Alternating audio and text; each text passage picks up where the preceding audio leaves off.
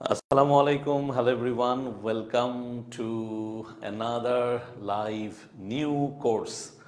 আমাদের হজবর্ড ইংলিশের সাথে তোমাদের এই যাত্রাটা খুব দারুণ হবে ইনশাআল্লাহ। এইচএসসি 24 ব্যাচ তোমাদের শেষ মুহূর্তের একটা প্রিপারেশনের জন্য আমাদের এই পার্টিকুলার ব্যাচটা, অ্যান্ড হোপফুলি আমরা আমাদের এই ব্যাচের ক্লাসগুলো করার মাধ্যমে যাদের ইংলিশ নিয়ে ভয় ভীতি ছিল, প্রবলেমস ছিল, সেগুলো দূর করতে পারবো। অ্যান্ড অফকোর্স যাদের মার্কস একটু বাড়ানোর চিন্তা আছে এবং ভালো মার্কস অ্যাটেইন করার ইচ্ছা আছে, তারাও ইনশাল্লাহ সেটা করতে পারবো এই ক্লাসগুলোর মাধ্যমে, এই প্র্যাকটিসগুলোর মাধ্যমে আমাদের সাথে। সো বেসিকলি আমাদের প্রথম ক্লাস এইটা, অ্যান্ড আমাদের প্রথম ক্লাসটাই তোমরা অলরেডি দেখতে পাচ্ছ ইংলিশ ফার্স্ট পেপারের উপর। অ্যান্ড ইংলিশ ফার্স্ট পেপারের উপর এই জন্য নেওয়া, কারণ এইবার কিন্তু ইংলিশ ফার্স্ট পেপারে মার্কস পাওয়াটা একটু টাফ হয়ে যাবে যদি না তুমি খুব ভালো প্রিপারেশন নাও। অর্থাৎ তুমি যদি ঠিকঠাক প্রিপারেশন নিতে পারো তাহলে ফার্স্ট পেপারটা অনেকটা ইজি হয়ে যাবে। তবে যদি তোমার প্রিপারেশনটা ঠিকঠাক না হয়, ওই সিনারিওটা একটু কঠিন হয়ে যেতে পারে তোমাদের জন্য। সো সবাইকে আমি একটু বলবো যে আমাকে স্পষ্টভাবে শুনতে এবং দেখতে পাচ্ছ কি না এটা একটু বলবা। অ্যান্ড অফকোর্স আমরা আজকে কি প্র্যাকটিস করব, আমরা আজকে সিন প্যাসেজ থেকে কোয়েশ্চেন অ্যান্সার, এমসিকিউ এগুলো প্র্যাকটিস করব। অ্যান্ড হোপফুলি আজকের ক্লাসটা তোমাদের জন্য খুবই ইফেক্টিভ হবে, অ্যান্ড ক্লাসের মধ্যেই তোমরা তোমাদের পড়াগুলো শেষ করতে পারবা। আমি একটু চেক করে নেই যে সব ঠিকঠাক আছে কিনা, তাহলে বোধহয় আমরা ক্লাসটা শুরু করে দিতে পারবো ইনশাআল্লাহ। Let me check. Okay, perfect.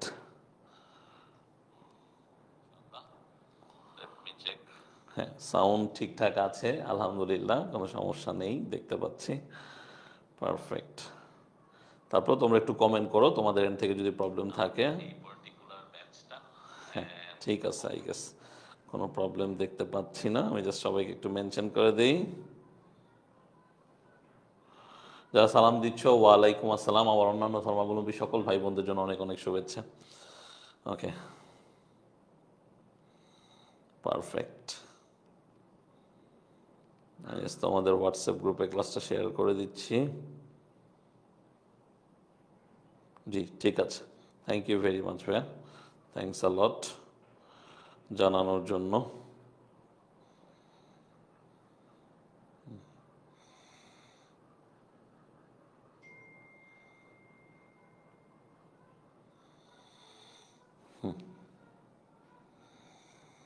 ঠিক আছে, সুন্দর। জাস্ট একটু কমেন্ট সেকশনটা আপডেট করে দেই।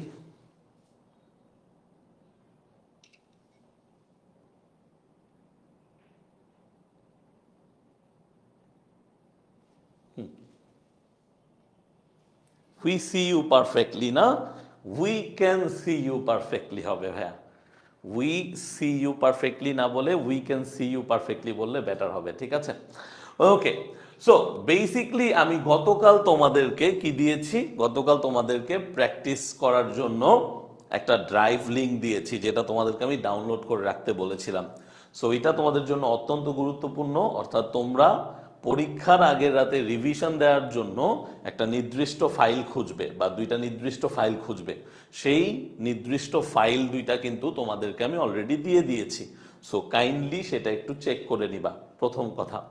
দ্বিতীয় কথা হচ্ছে, এখানে আমি যাই পড়াচ্ছি এটা একটু তোমরা আমার সাথে নোট করার ট্রাই করবা। তার মানে হচ্ছে তোমরা আমার সাথে একটু পড়ে ফেলার চেষ্টা করবা, কারণ যখন তুমি এটাকে রেখে দিবা তখন তোমার জন্য এটা কি হয়ে যাবে, তোমার জন্য এটা বোঝা হয়ে যাবে। ওকে, সো এই দুইটা কথা আমি কিন্তু বারবার বলবো না, আজকেই বলে দিলাম। তো দেখো, এই বইটার উপর তোমাদের সবকিছু, অর্থাৎ এই বইয়ের যত লেসন আছে সেই লেসনের উপর তোমাদের হবে এক্সাম।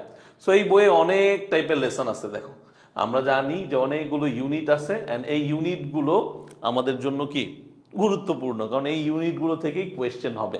অ্যান্ড মোরলেস তুমি যেই এডুকেশনাল বোর্ডেরই হও না কেন, ধরো এখানে কেউ ঢাকা বোর্ডের আছে, কেউ হয়তো রাজশাহী বোর্ডের, কেউ হয়তো চিটাগাং বোর্ডের।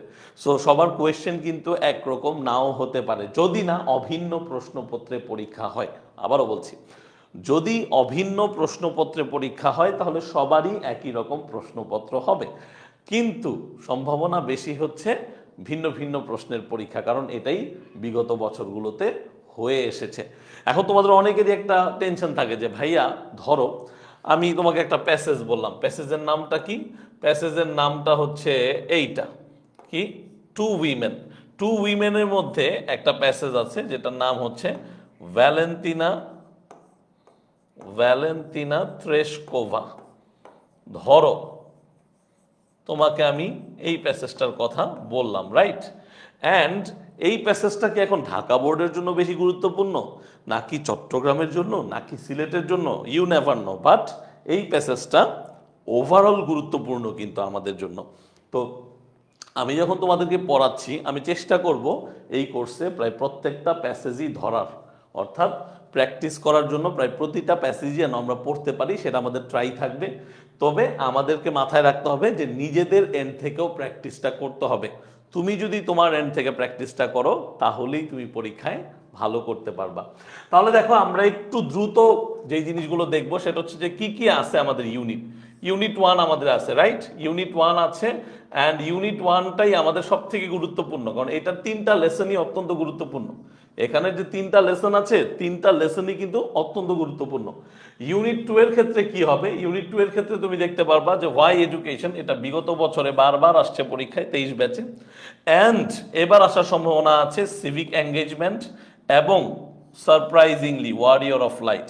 সো এই দুইটা লেসন আমাদেরকে খুব ভালো করে দেখতে হবে, এই দুইটা লেসন আমাদেরকে খুব ভালো করে দেখতে হবে, কারণ এই দুইটা লেসন থেকে কোয়েশ্চেন চলে আসবে এবার ইনশাআল্লাহ। ড্রিমস থেকে as usual what is a dream, এখান থেকেই প্রশ্নটা বেশি আসে। তবে আমরা অবশ্যই ড্রিমের পয়েমসগুলো plus I have a dream, যেটা অর্থাৎ ওই যে নিগ্রোদের নিয়ে যে ভাষণটা আর কি, মার্টিন লুথার কিং ওনার, ওইটা আমরা পড়ে রাখবো, কারণ বলা যায় না কোয়েশ্চেন যদি একটু এদিক ওদিক করে এই স্পিচ থেকেও কোয়েশ্চেন চলে আসে। তারপরে যে ইউনিটটা, এইটাও অত্যন্ত গুরুত্বপূর্ণ একটা ইউনিট, এটা নিয়ে তো আসলে সবসময় আমরা বলে থাকি, এই যে ইউথফুল অ্যাচিভার্স, এখান থেকে ধরো এবার পরীক্ষায় দ্য আনবিটেন গার্লস, কলসিন্দুরের যে মেয়েরা, এইটা আসার সম্ভাবনা আছে। তারপর হচ্ছে ব্রোজেন দাস, খুবই গুরুত্বপূর্ণ এইবারের পরীক্ষার জন্য। সো আমরা এগুলো অবশ্যই প্র্যাকটিস করব। যেমন দেখো বিগত বছর ঢাকা বোর্ডে কিন্তু শেখ কামাল থেকে কোয়েশ্চেন চলে আসছে। সো আলটিমেটলি শেখ কামালটাও কিন্তু রিপিট হতে পারে, যেহেতু 23 ব্যাচের বোর্ড কোয়েশ্চেনে শেখ কামাল এসেছিল, মোটামুটি সম্ভাবনা আছে যে যদি কোনো বোর্ড কোয়েশ্চেনে এটা রিপিট করে এই পার্টিকুলার লেসনগুলো থেকে, তাহলে শেখ কামালের সম্ভাবনাও কিন্তু উড়ায় দেওয়ার মতো না, ঠিক আছে? ওকে, নেক্সট হচ্ছে অত্যন্ত গুরুত্বপূর্ণ, এটা আমি পার্সোনালি বিলিভ করি যে এই পার্টিকুলার লেসনটা প্রায় প্রতিটা বোর্ডেই কোনো না কোনোভাবে চলে আসার মতো, অর্থাৎ ফ্যামিলি রিলেশনশিপ, অত্যন্ত গুরুত্বপূর্ণ লেসন, অত্যন্ত গুরুত্বপূর্ণ লেসন। এইটা আমাদের খুব ভালো করে পড়তে হবে এবং প্র্যাকটিস করতে হবে। এই লেসন থেকে কোয়েশ্চেন ইনশাল্লাহ বোর্ডে থাকবেই, ঠিক আছে? তাছাড়া মাদারিন ম্যানভেল থেকে তোমার গত বছর ঢাকা বোর্ডে তো ফ্লোচার্ট থেকে কোয়েশ্চেন এসেছে, অর্থাৎ আমাদের তো ফ্লোচার্ট একটা টপিক আছে, সেই ফ্লোচার্ট টপিকের মূলত এই পার্টিকুলার লেসন থেকে কোয়েশ্চেন আসছে। সো ভাইয়া এটা আমি পড়াই দিব তোমাদেরকে, কিভাবে কতটুকু পড়তে হবে দেখাই দিব আমি। আচ্ছা, তারপরে আসো অ্যাডোলসেন্স, এটা তো অত্যন্ত গুরুত্বপূর্ণ, এটা তো আর বলার কিছু নেই, কারণ তুমি যদি বোর্ড কোয়েশ্চেনগুলো খুলে দেখো 17, 18, 19, আমি আবারও বলছি 17, 18, 19 এই 3 বছর এইচএসসি পরীক্ষায় অ্যাডোলসেন্স থেকে কোয়েশ্চেন আসছে, প্রতি বছর কোয়েশ্চেন আসছে, এবং গত বছরও অ্যাডোলসেন্স থেকে কোয়েশ্চেন আসছে, অর্থাৎ 23 সালে 22 সালেও ইভেন। সো তুমি বুঝতেই পারতেছ যে এই ইউনিটটা না পড়ে, এই ইউনিটের লেসনগুলো না পড়ে তুমি কিন্তু আলটিমেটলি ভালো করতে পারবা না। অ্যান্ড হট কেক হিসেবে, তোমার একদম হট কেক হিসেবে এই পার্টিকুলার লেসনটা, lesson 5 say no to bullying, এইটা আসছে, এবং এটা মানে অ্যাড করা হয়েছে আর কি, নতুন সংযোজন। সো সে নো টু বুলিংটা আমরা খুব ভালো করে পড়ার চেষ্টা করব, যাতে করে এখান থেকে কোয়েশ্চেন আসলে আমরা যেন আটকে না যাই এবং অ্যান্সার করতে পারি। তাছাড়া বাকিগুলো দ্য স্টোরি অফ শিল্পী বা অ্যাডোলসেন্সের যে স্টর্ম অ্যান্ড যে স্ট্রেসগুলো আছে, যে লেসন 1টা, এগুলো আমরা পড়েছি আগে, পরে আমরা আবার তোমাদেরকে পড়িয়ে দিব। সো কোনো টেনশন নেই, যদি কেউ নাও পড়ে থাকো, ধরো এই ব্যাচে এসেছো, ভাই আমি কিচ্ছু পড়ি নাই, আমার তো কোনো কিছু ধরা হয় নাই, কোনো ক্লাসগুলো করো, কাজ হয়ে যাবে। তারপর আসলে ইউনিট 7-এর যে লাইফ স্টাইল, এইটা অত্যন্ত গুরুত্বপূর্ণ এই কারণে, কারণ বিগত বছরে ফুড ট্রেন্ডসের জাঙ্ক ফুড থেকে কোয়েশ্চেন আসছে, ফিটনেস থেকে কোয়েশ্চেন আসছে, অ্যান্ড স্পেন্ডিং থেকে কোয়েশ্চেন আসার সম্ভাবনা এবার অনেক বেশি, স্পেন্ডিং মানি রিলেটেড। সো এই তিনটা লেসনকেও আমরা অ্যাভয়েড করতে পারবো না। সো তুমি বলতে পারো যে ভাইয়া আল্লাহ সবগুলো ইউনিট থেকেই তো বলতেছেন, কমন তো কিছু বলে দিলেন না, কি লাভ হলো আমার? দেখো আমি একটা কথা বলে দিই, তুমি যদি কমনের চিন্তা করে পরীক্ষায় যাও তাহলে কিন্তু তোমার ডাউনফল নিশ্চিত। কারণ হয়তো লটারিতে তুমি এক দুইটা টপিক জিতে যাবা, অর্থাৎ তুমি দেখবা যে আরে একটু পড়ছিলাম এটাই চলে আসছে, but most of the time board এক্সামে স্পেসিফিকলি ফার্স্ট পেপারের ক্ষেত্রে তুমি যদি কমন করেই তারপরে যাও পরীক্ষার হলে, অর্থাৎ পূর্ণাঙ্গ প্রস্তুতি না নাও, তাহলে কিন্তু ঝামেলা হইতে পারে তোমার জন্য। কথাটা মনে থাকবে তোমাদের? ওকে, ঠিক আছে। তারপর যেটা আছে হিউম্যান রাইটস, এখান থেকে আমেরিগোটা ইম্পর্টেন্ট। সো এখানে একটাই lesson, Amerigo street child. And last but not the least, আমাদের একটা ইউনিট আছে ট্যুরস অ্যান্ড ট্রাভেলস। এই ইউনিটটা আমি যদি এখন জিজ্ঞাসা করি ক্লাসে কয়জন পড়ছো, একটু হাত তুলো তো, সত্য করে আমাকে একটু বলো, যারা লাইভে আছো বা যারা রেকর্ডেড ক্লাসটা দেখবা তোমরা, আমাকে একটু বলো যে কয়জন আছো এখানে ইউনিট 11 পড়েছো বা ইউনিট 11-এর লেসনগুলো পড়েছো। আমার মনে হয় খুবই কম মানুষ এখানে যারা আছে, তার থেকে খুবই অল্প সংখ্যক মানুষ এই ইউনিটটা খুব ভালো করে পড়েছে বা ইভেন একবারের জন্য পড়েছে। সো আমি আবারও বলতেছি, এই ইউনিটটার এই লেসনটা তো অত্যন্ত গুরুত্বপূর্ণ, এটা নিয়ে কোনো প্রশ্নই আসবে না। ইকো ট্যুরিজম থেকে এবার বিসিএসও কোয়েশ্চেন আসছে, ঢাকা ইউনিভার্সিটিতে কোয়েশ্চেন আসছে বিগত বছরগুলোতে। সো ইকো ট্যুরিজম প্যাসেজটা আমরা খুব ভালো করে পড়বো, অ্যাজ ওয়েল এজ আমাদের এই লেসন 1 লেসন 2 একটু গল্পের মতো আর কি, travelling to a village in Bangladesh আর অ্যারাইভিং ইন দ্য অরিয়েন্ট। এটা একটা গল্প আলটিমেটলি এই দুইটা লেসনে। সেই গল্পগুলো আমরা একটু বোঝার চেষ্টা করব, দেখার চেষ্টা করব যে গল্পের কোন অংশ থেকে কোয়েশ্চেন আসলে কিভাবে অ্যান্সার করা হয়। তাহলে এইটা হচ্ছে মোটামুটি আমাদের যে বইটা আর কি, এই বইটার এই হচ্ছে অবস্থা। এই টেবল অফ কন্টেন্টস আমরা দেখলাম। এখন আমাদের যেটা করতে হবে, আমাদেরকে আমরা জাম্প করবো হচ্ছে ডিরেক্ট কোয়েশ্চেনে। আমাদের কোর্সের নামই হচ্ছে test paper solve course, right? So test paper solve course মানে হচ্ছে কি, আমরা টেস্ট পেপারের কোয়েশ্চেনগুলোকে সলভ করব, রাইট? তো এই ক্ষেত্রে কিন্তু একটা জিনিস খুবই ইম্পর্টেন্ট। দেখো আমি তোমার ক্লাসটা নেওয়ার আগে কি কি নিয়েছি, আমি তোমার জন্য এই বইটা নিয়েছি যেটা তোমার জন্য অত্যন্ত গুরুত্বপূর্ণ, টেক্সট বুক। আমি তোমার জন্য ক্লাসের একটা প্র্যাকটিস শিট নিয়েছি যেখান থেকে আমরা কোয়েশ্চেনগুলো প্র্যাকটিস করব, যেটা বাই দ্য ওয়ে তোমাদেরকে দিয়ে দেওয়া হয়েছে। আমি হচ্ছে তোমাদের জন্য একটা সলভ শিট নিয়েছি। এই সলভ শিটটা নেওয়ার মানে হচ্ছে তুমি যেন বেশি বেশি কোয়েশ্চেন সলভ করতে পারো। এই সলভ শিটটা কিন্তু তোমাদের রিভিশনের জন্য, এটা আমি বিগত বছরও দিয়েছিলাম এইচএসসি 23 ব্যাচে অ্যান্ড এইচএসসি 24 ব্যাচের জন্য এটা সেম এই সলভ শিটটা। সো এইটা তোমরা মোটামুটি ভালো করে পড়তে পারলে দেখবা হয়তো কমনও চলে আসছে ইনশাল্লাহ। তারপরে যেটা আমি দেখেছি সেটা হচ্ছে এই জিনিসটা, অর্থাৎ তোমরা ভোকাবুলারি নিয়ে অনেক প্রবলেমে পড়ো। তোমাদের ভোকাবুলারির শিটটা আমি তোমাদের যে ড্রাইভ লিঙ্ক দিয়েছি সেখানের ফোল্ডারে অ্যাড করা আছে, তোমরা চেক করলেই পেয়ে যাবা, ঠিক আছে? তাহলে এই যে ভোকাবুলারি শিটটা কেন, কারণ আমাদের সবচেয়ে বেশি প্রবলেম হয় হচ্ছে কি শব্দের অর্থ খোঁজা নিয়ে। অর্থাৎ আমরা একটু ব্যামবুজালড হয়ে যাই, কনফিউজড হয়ে যাই যে এই শব্দের অর্থটা কি হতে পারে, কিভাবে আমরা এটার সিনোনিম বের করব, অ্যান্টোনিম বের করব। সো বেসিকলি এই কম্বিনেশনটা খুবই গুরুত্বপূর্ণ, ঠিক আছে? এই যে কম্বিনেশনটা, অর্থাৎ ফার্স্ট পেপার পড়তে গেলে তোমার কাছে অ্যাটলিস্ট এই 3টা বা 4টা শিট থাকা দরকার, তাহলেই তুমি ফার্স্ট পেপারটা গোছানোভাবে প্রস্তুতি নিতে পারবে।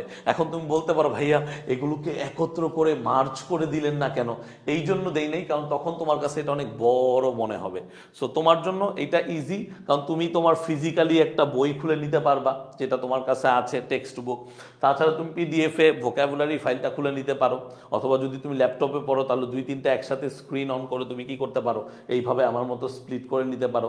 আমার কথা কি বুঝতে পারছো? আমাকে একটু কমেন্টে জানাবা, আমাকে একটু কমেন্টে জানাবা যে আমার কথা বুঝতে পারছো কিনা, একটু দ্রুত বলো আমার কথা বোধগম্য কিনা। অর্থাৎ তুমি যদি ফার্স্ট পেপার পড়তে চাও, ভালো করে পড়তে চাও, তোমাকে অবশ্যই এই পার্টিকুলার জিনিসগুলো নিয়ে বসতে হবে, তবেই তুমি তোমার প্রিপারেশনটা নিতে পারবা, ঠিক আছে?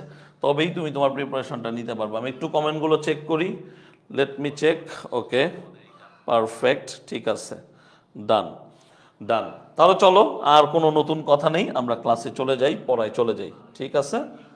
ওকে, ডান, ঠিক আছে। তাহলে চলো আমরা এখন যে জিনিসটা করব সেটা হচ্ছে কি, প্রথম এই দেখো মির্জাপুর ক্যাডেট কলেজ, আমি সব সময় বলি যে তুমি টেস্ট পেপারটা যখন সলভ করতেছো তোমাকে একটু বিচক্ষণ হতে হবে। বিচক্ষণ মানে টেস্ট পেপারে 100 200 300 কোয়েশ্চেনও থাকে। আবারও বলছি, একটা পার্টিকুলার টেস্ট পেপারে যে কোনো কোম্পানির 100 200 300 কোয়েশ্চেন থাকে। এখন 100 200 300 কোয়েশ্চেন আমরা পড়তে যাব না, আমরা টপ 10 বা টপ 15 কলেজ যেটা আছে বাংলাদেশে সেই কোয়েশ্চেনগুলোকে অ্যানালাইসিস করব। তাহলেই আমরা বুঝতে পারবো যে আমাদের বোর্ড এক্সামে কেমন কোয়েশ্চেন চলে আসবে। কারণ কি, কারণ টেস্ট এক্সামের কোয়েশ্চেনগুলো যে টিচারগণ করেন, স্পেসিফিকলি আমি যেই 15টা 20টা সেরা কলেজের কথা বলছি, আমি নাম নিচ্ছি না, সেটা পেয়ে যাবা তোমরা টেস্ট পেপারে অথবা এই পিডিএফ ফাইলটায়। অর্থাৎ তুমি বুঝতে পারবা যে এই টিচার প্যানেলরাই বা এই একটা টিচার প্যানেল থাকে যারা কিনা মাস্টার ট্রেনারের মতো, যারা কিনা কোয়েশ্চেন সেট আপ করে, এই বড় বড় কলেজের টিচাররাই সাধারণত থাকে। সো তাদের মাইন্ডসেটে যখন তুমি বুঝতে পারবা, তাদের মাইন্ডসেটটার সাথে যখন তুমি কোপ উইথ করতে পারবা, তখন কিন্তু তুমি ইজিলি বুঝতে পারবে যে কোয়েশ্চেন কেমন আসতেছে, আমাকে কি এক্সাম দিতে হবে।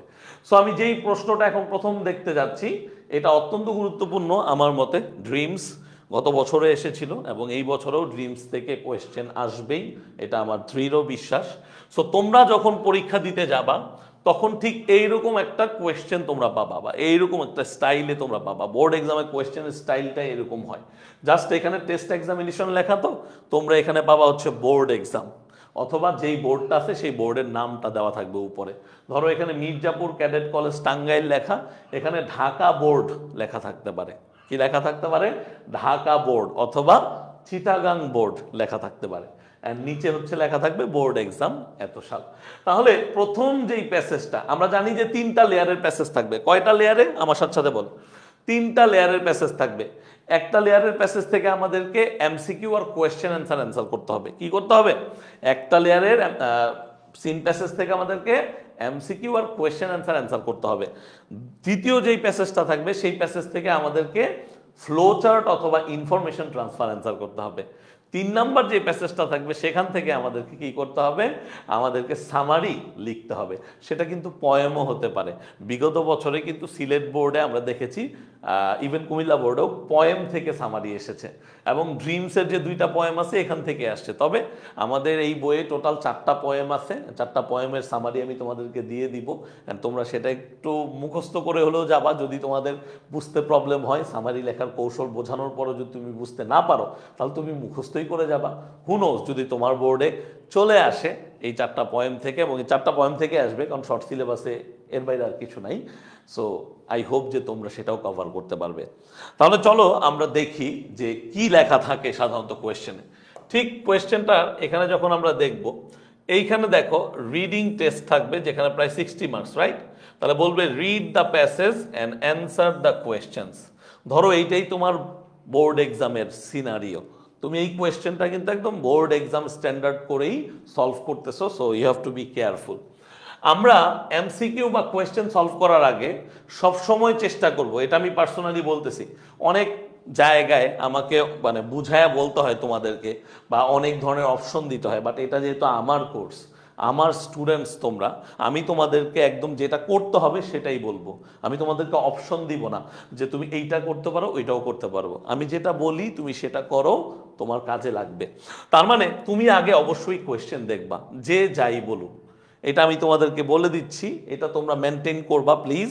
তোমরা বোর্ড এক্সামের আগেই কি দেখবা? আগেই হচ্ছে কোয়েশ্চেনটা পুরোপুরি পড়বা। অর্থাৎ এটা খুবই সিম্পল একটা জিনিস, বেসিক একটা অ্যাক্টিভিটি। আমি যে কোনো এক্সামে গেলে আমি কোয়েশ্চেনটা ধরবো, কোয়েশ্চেনটা ধরে আমি কি করব? পড়া শুরু করব। অর্থাৎ আমি দেখব যে কি আসছে। এটা কিন্তু খুবই এক্সাইটিং একটা ব্যাপার, তাই না? সো এইটার ক্ষেত্রেও সেম জিনিস। অর্থাৎ একটা প্যাসেজে তুমি আগে দেখবা যে কি এমসিকিউ আছে, এমসিকিউ কোয়েশ্চেনগুলো কেমন। দেখতে বেশি সময় লাগে না, সর্বোচ্চ 2 মিনিট। কারণ কি, যখন তুমি এই টাইপের কোয়েশ্চেনগুলো আগে দেখে ফেলবা, তখন তুমি কোয়েশ্চেনের স্ট্যান্ডার্ডটা বুঝবা। তুমি প্যাসেজটা পড়ার সময় কোথায় কি মনোযোগ দিতে হবে সেটা তুমি বুঝতে পারবা। তাহলে আগেই কি করব? আমরা এমসিকিউগুলো একটু দেখার চেষ্টা করব যে কি আছে। ফর এক্সাম্পল ধরো আমি এখানে দেখতে পাচ্ছি, what could be the closest meaning of vivid. Closest meaning আর সিনোনিম প্রায় একই জিনিস। তাহলে এইটুকু যদি আমি বুঝি তাহলে আমি অ্যান্সার করতে পারবো পরীক্ষায়, এবং এই স্ট্যান্ডার্ডে কোয়েশ্চেন বোর্ডে হয়ে থাকে। আবার দেখো এখানে কি বলছে, হোয়াট ডাজ ব্যাফলিং মিন, তার মানে একটা শব্দের ইংলিশ টু ইংলিশ মিনিং জানাটাও আমাদের জরুরি। তার কারণ কি, তার কারণ হচ্ছে এখানে তার বাংলা দেওয়া থাকবে না। সো এই টাইপের জিনিসগুলো যদি আমি কোয়েশ্চেনটা একবার পড়ে ফেলি, when does a man dream is a dream, অর্থাৎ কখন মানুষ স্বপ্ন দেখলে সেটাকে স্বপ্ন বলা হয়।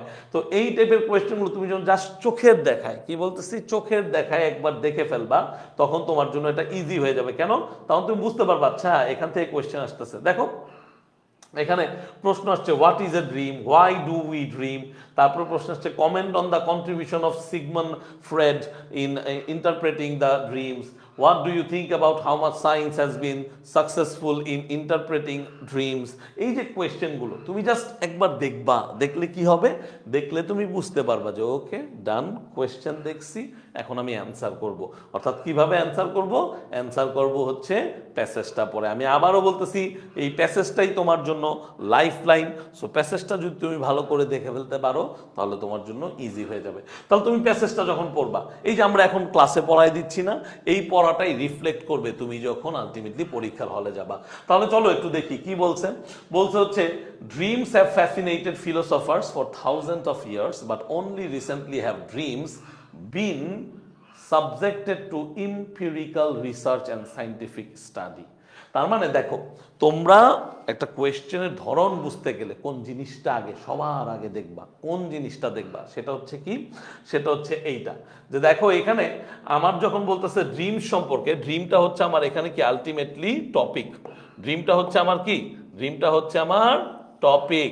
এবং ড্রিম সমূহকে কি করা হয়, মানে আলটিমেটলি ফিলোসফার্সরা ফ্যাসিনেটেড ফিল করতো এই স্বপ্ন নিয়ে, যে মানুষ কেন স্বপ্ন দেখে, এবং এটা কিন্তু 1-2 বছরের জন্য না, ফর থাউজেন্ডস অফ ইয়ার্স। তাহলে এখান থেকে এমসিকিউ আসতে পারে, এখান থেকে কি আসতে পারে, এমসিকিউ আসতে পারে। অর্থাৎ তোমাকে জিজ্ঞাসা করতে পারে যে টাইম লাইনটা কেমন, এই যে মানুষ স্বপ্ন নিয়ে, বা ফিলোসফাররা, দার্শনিক, ফিলোসফার মানে দার্শনিক, দার্শনিকরা স্বপ্ন নিয়ে যে আলটিমেট চিন্তা ভাবনা করতো, এটা কেমন সময়ের জন্য, থাউজেন্ডস অফ ইয়ার্স, তার মানে কি 1000 বছর ধরে, এটা কিন্তু বহুকাল আগে থেকেই চলে আসতেছে। ঠিক আছে, তাহলে এই যে পার্টিকুলার অংশটা এখান থেকে একটা এমসিকিউ হয়ে যেতে পারে। এবং দেখো বাট অনলি রিসেন্টলি, কিন্তু মাত্রই কি বলছে, but only recently have dreams been subjected to empirical research and scientific study. তার মানে এখানে দুইটা ফ্রেজ আমরা দেখতে পাচ্ছি, একটা হচ্ছে কি, একটা হচ্ছে এমপিরিক্যাল রিসার্চ, দেখো একটা হচ্ছে এমপিরিক্যাল রিসার্চ অ্যান্ড সায়েন্টিফিক স্টাডি। তার মানে কি, এই দুইটা ফ্রেজ আমাদেরকে এটা বোঝাচ্ছে যে যদিও বহুকাল ধরেই স্বপ্ন মানুষদেরকে আলোড়িত করতেছিল, ফ্যাসিনেটেড মানে আলোড়িত করা বা কাউকে আকর্ষিত করা, কিন্তু খুবই মানে রিসেন্ট টাইমে আমরা দেখেছি যে এই ড্রিমসগুলোকে সায়েন্টিফিক্যালি ব্যাখ্যা করা হচ্ছে, মানে সায়েন্সের যে লজিক আছে সেটা নিয়ে ব্যাখ্যা করা হচ্ছে, অ্যান্ড এমপিরিক্যাল রিসার্চ। এখন তুমি নিশ্চিত ভাবতেছো ভাই আমি তো এমপিরিক্যাল বুঝি না, আমাকে এমপিরিক্যাল বোঝান। তখন তুমি কি করবা, তখন তুমি এই যে এটা খুলবা, দেখছো, আমাকে বলো, দেখতে পাচ্ছ সবাই, দেখো শব্দটা শিখে ফেলো, শব্দটা শিখে ফেলো। এমপিরিক্যাল মানে হচ্ছে বাস্তবসম্মত বা গবেষণামূলক জিনিস, এমপিরিক্যাল হচ্ছে একটা অ্যাডজেক্টিভ, অ্যান্ড এইটার সিনোনিম হচ্ছে এক্সপেরিমেন্টাল প্র্যাগম্যাটিক, এক্সপেরিমেন্টাল প্র্যাগম্যাটিক, আর এটার বিপরীত শব্দ বা অ্যান্টোনিম হচ্ছে থিওরিটিক্যাল। তাহলে যদি আমার পরীক্ষায় প্রশ্ন আসে যে what is the synonym of the word empirical, আমরা অ্যান্সার করতে পারবো না, আমাকে বলো। আমরা দেখবো যে প্র্যাগম্যাটিক বা এক্সপেরিমেন্টাল এই দুইটার একটা চলে আসছে সেখানে। তাহলে শব্দটা যদি তোমাকে শিখতে হয় এইভাবেই শিখতে হবে। তাহলে এমপিরিক্যাল মানে কি, আর ভুলবো আমরা, এমপিরিক্যাল মানে ভুলবো, এমপিরিক্যাল মানে হচ্ছে বাস্তবসম্মত বা গবেষণামূলক। এই জন্যই দেখো এক্সপেরিমেন্টাল প্র্যাগম্যাটিক খুবই ইম্পর্টেন্ট কিন্তু। তাহলে দেখো একটা ভোকাবুলারি থেকে দুইটা টাইপের কোয়েশ্চেন হয় বেসিকলি, একটা হচ্ছে যে এই ভোকাবুলারিটির মিনিংটা কি, অথবা এটার সিনোনিম বা অ্যান্টোনিম কোনটা, আরেকটা হয় এই শব্দটার বা এই ওয়ার্ডটা কোন পার্টস অফ স্পিচ। তাহলে এমপিরিক্যাল কোন পার্টস অফ স্পিচ হবে আমাকে বলো, এমপিরিক্যাল কোন পার্টস অফ স্পিচ হবে। তুমি দেখতে পাচ্ছ যে এখানে রিসার্চ একটা নাউন, তাহলে নাউনকে প্রিমোডিফাই করতে পারে কে, অ্যাডজেক্টিভ না, তাহলে অবভিয়াসলি এমপিরিক্যাল একটা কি, অ্যাডজেক্টিভ।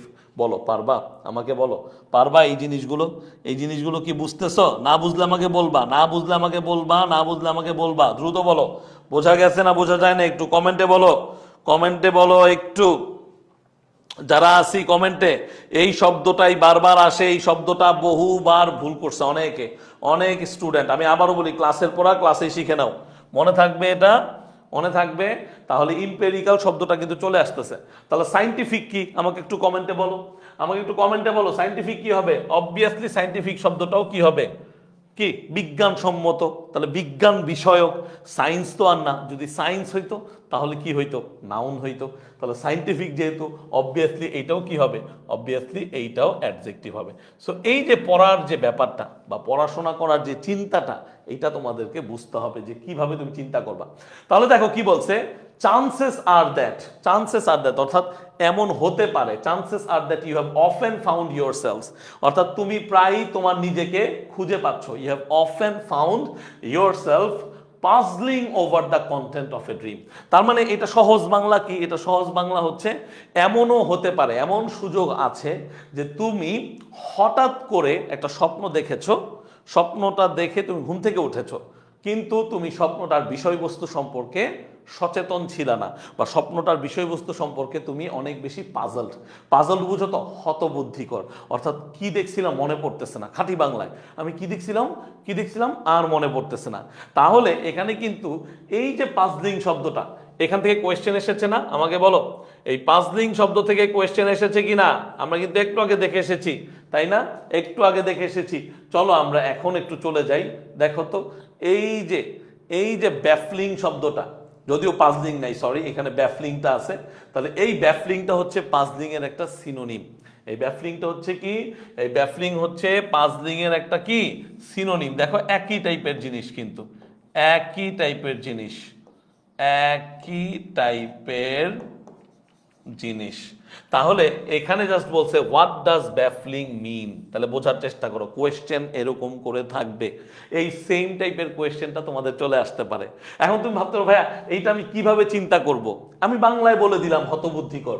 তুমি কোথায় যাবা, তুমি যাবা এখানে, তোমার কাছে এটা আছে নিশ্চয়ই, তুমি অন করে রাখছো, তুমি দেখো, তুমি জাস্ট এখানে কনফিউজিং, এটা তুমি খুলে রাখতে পারো। অথবা তুমি বলতে পারো ভাই আমি পাজলিং শব্দটাই দেখবো, আমাকে পাজলিং শব্দটা দেখান, তাহলে আমার জন্য বেটার হয়। তাহলে চলো আমি তোমাকে পাজলিং শব্দটাই দেখাচ্ছি।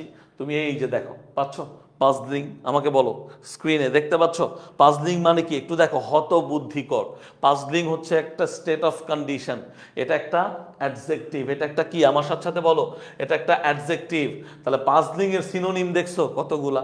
পাজলিং এর সিনোনিম হতে পারে ব্যাফলিং, পাজলিং এর সিনোনিম হতে পারে পারপ্লেক্সিং, পাজলিং এর সিনোনিম হতে পারে কনফিউজিং। বলো বুঝতে পারছো। তাহলে মনে রাখবা প্রায়ই যেই কোয়েশ্চেনটা যে এটার মিনিং কি, হোয়াট ডাজ ইট মিন, এই টাইপের কোয়েশ্চেন থাকলে এর সিনোনিমটাই জানতে চাচ্ছে, অর্থাৎ ইংলিশ টু ইংলিশ মিনিংটা জানতে চাচ্ছে।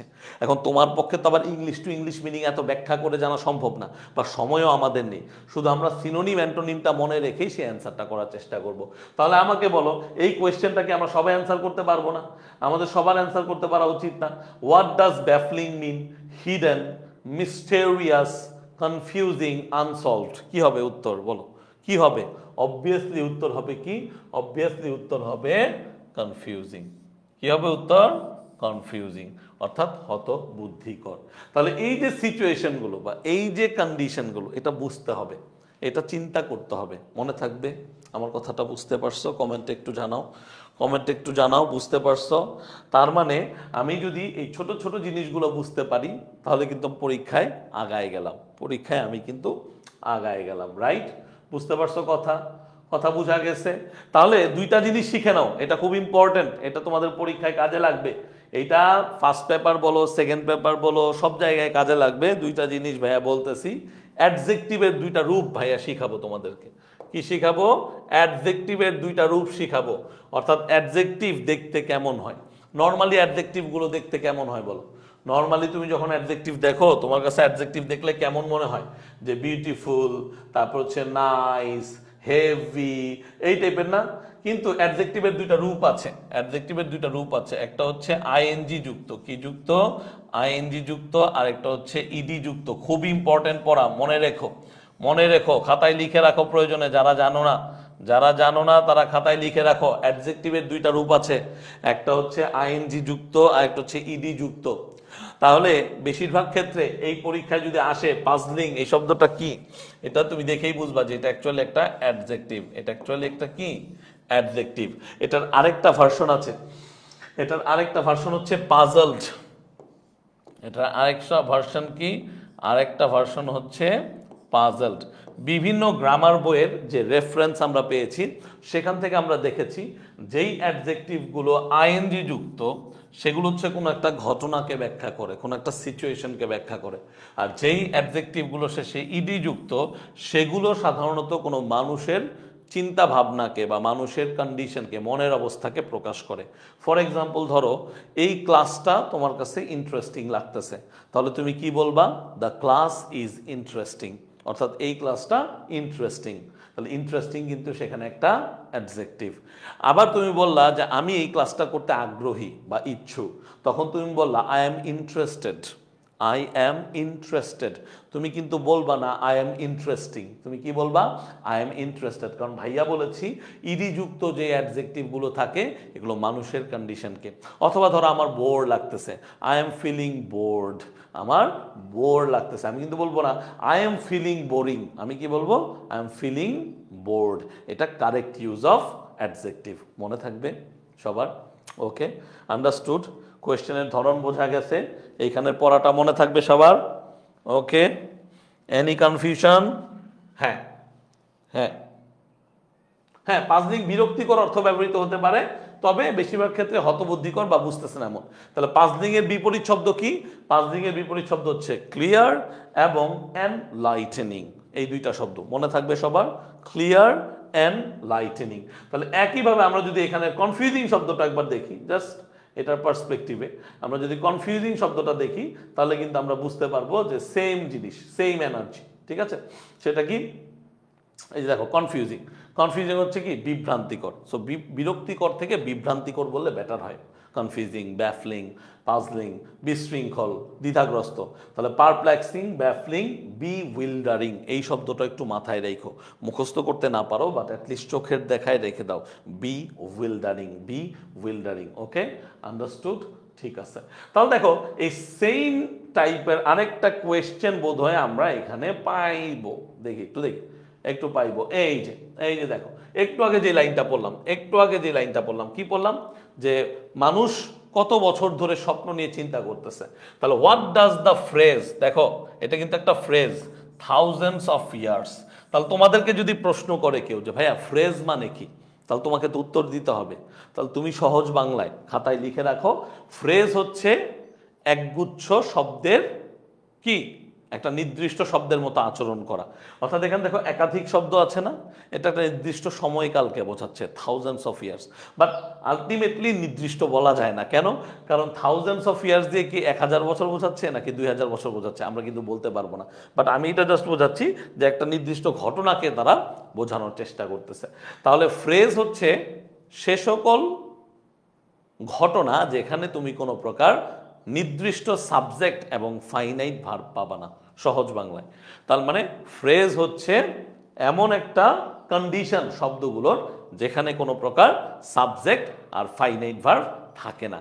আর আমরা সবাই জানি যদি সাবজেক্ট আর ফাইনাইট ভার্ব না থাকে তাহলে একটা ক্লজ তৈরি হবে না, তার মানে একটা সেন্টেন্সও তৈরি হবে না। বুঝতে পারছো না বুঝো নাই বলো? তাহলে তাকাও, থাউজেন্ডস অফ ইয়ার্স, এখানে কি কোনো নির্দিষ্ট সাবজেক্ট আছে? নাই। এখানে কি কোনো প্রকার ভার্বের কিছু দেখতে পাচ্ছ? নাই। তাহলে ফ্রেজ এইটা। তাহলে এখন প্রশ্ন করছে what does the phrase thousands of years mean in the passage. তাহলে আমরা কিন্তু আগে বুঝেছি যে থাউজেন্ডস অফ ইয়ার্স দিয়ে কোনো নির্দিষ্ট সংখ্যাকে বোঝাচ্ছে না। তাহলে আমাকে বলো 1000 ইয়ার্স হবে? এমনিতেই হবে না। কেন?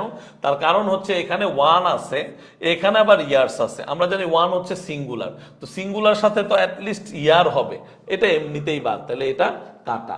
তারপরে কি আছে দেখো, সিন্স অ্যানশিয়েন্ট টাইম, এটা হইতে পারে কারণ অ্যানশিয়েন্ট মানে অনেক পুরাতন, সিন্স দিয়ে একটা সময়কালকে বোঝাচ্ছে। ওকে, পরে বলছে for a very long time 2000 years. তাহলে 1000 ইয়ার যেহেতু হয় নাই, 2000 ইয়ার হওয়ার সম্ভাবনাও নাই বললেই চলে, কারণ আমরা এখানে কোনো নির্দিষ্ট টাইমলাইনকে বোঝাচ্ছি না। তাহলে এইটাও হবে না। তাহলে এখন তোমরা বলো তো, সহজ হয়ে গেল তোমাদের জন্য, কেবিসি। কেবিসি, কেবিসি এর মতো, এইটা নাকি এইটা, সিন্স অ্যানশিয়েন্ট টাইম নাকি for a very long time. দেখি কারা কারা উত্তর দেয়, একটু দ্রুত কমেন্টে দেখবো, দ্রুত কারা কারা উত্তর দেয় একটু দেখবো, আমরা একটু দেখবো দ্রুত, আমি একটু দেখবো যে তোমরা কারা কারা অ্যান্সার দিতে পারতেছো এটার, তাহলে সবাইকে একটা গুড দিব আমরা, জানি তোমরা গুড স্টুডেন্ট। চিন্তা ভাবনা করো, এই প্রশ্নটাই চলে আসতে পারে, আমি আবারও বলতেছি এই কোয়েশ্চেনটাই চলে আসতে পারে, so you have to be very much careful. Okay, কি হবে বলো? Since ancient time, since ancient time একজন অ্যান্সার দিছে, বাকিরা কনফিউজড। বাকিরা কি প্যাসেজ খুলে অ্যান্সার বের করার চেষ্টা করতেছো নাকি কোনো জায়গা থেকে অ্যান্সার মিলাচ্ছ? বলো। একজন দিয়েছে সিন্স অ্যানশিয়েন্ট টাইম। ওকে, আবারও বলি, বোঝার চেষ্টা করো। এখন অ্যানশিয়েন্ট টাইমটা কিন্তু একটা নির্দিষ্ট সময়কে নির্দেশ করে, আমি আবারও বোঝাই। অ্যানশিয়েন্ট টাইম, অ্যানশিয়েন্ট মানে কি? অনেক পুরাতন, অনেক পুরাতন, ঠিক আছে? সো অনেক পুরাতন কিন্তু 1000 বছর হতে পারে, খ্রিস্টপূর্বও হতে পারে, আবারও বলতেছি 1000 বছর হতে পারে, খ্রিস্টপূর্বও হতে পারে। তো সেই ক্ষেত্রে সিন্স অ্যানশিয়েন্ট টাইমটা লজিকলি একটা এমন সময়কে নির্দেশ করবে যেই সময়টা হয়তো আমরা জানি, বা যেই সময়টার সময়কাল সম্পর্কে এখানে হয়তো ব্যাখ্যা করে দেওয়া আছে, এরকম একটা বোঝা যায়। বাট আলটিমেটলি তুমি আমাকে বোঝাও, এখানে কি কোনো প্রকার এমন ব্যাখ্যা দেওয়া আছে, কিছু বলছে যে সেই গৌতম বুদ্ধের সময় থেকে বা হজরত মোহাম্মদ সাল্লাল্লাহু আলাইহি ওয়াসাল্লামের সময় থেকে, পিস বি আপন হিম, বা ধরো হচ্ছে একদম প্রাচীন কাল থেকে, মানে বাবা আদমের যুগ থেকে, এরকম কোনো কিছু দেখা নাই। জাস্ট বলছে যে thousands of years and philosophers এটা নিয়ে ফ্যাসিনেটেড ছিল। সো এটা একটা লং ডিউরেশন অফ টাইমকে বোঝাচ্ছে। আমি কিন্তু পড়ানোর সময়ও ক্লাসটা শুরু করলাম, আমি কিন্তু এটাই বুঝাইছি যে একটা লং ডিউরেশন অফ টাইম বোঝাচ্ছে। সো এমসিকিউগুলো এইভাবেই সাধারণত আমাদেরকে কনফিউজ করে। কি করে?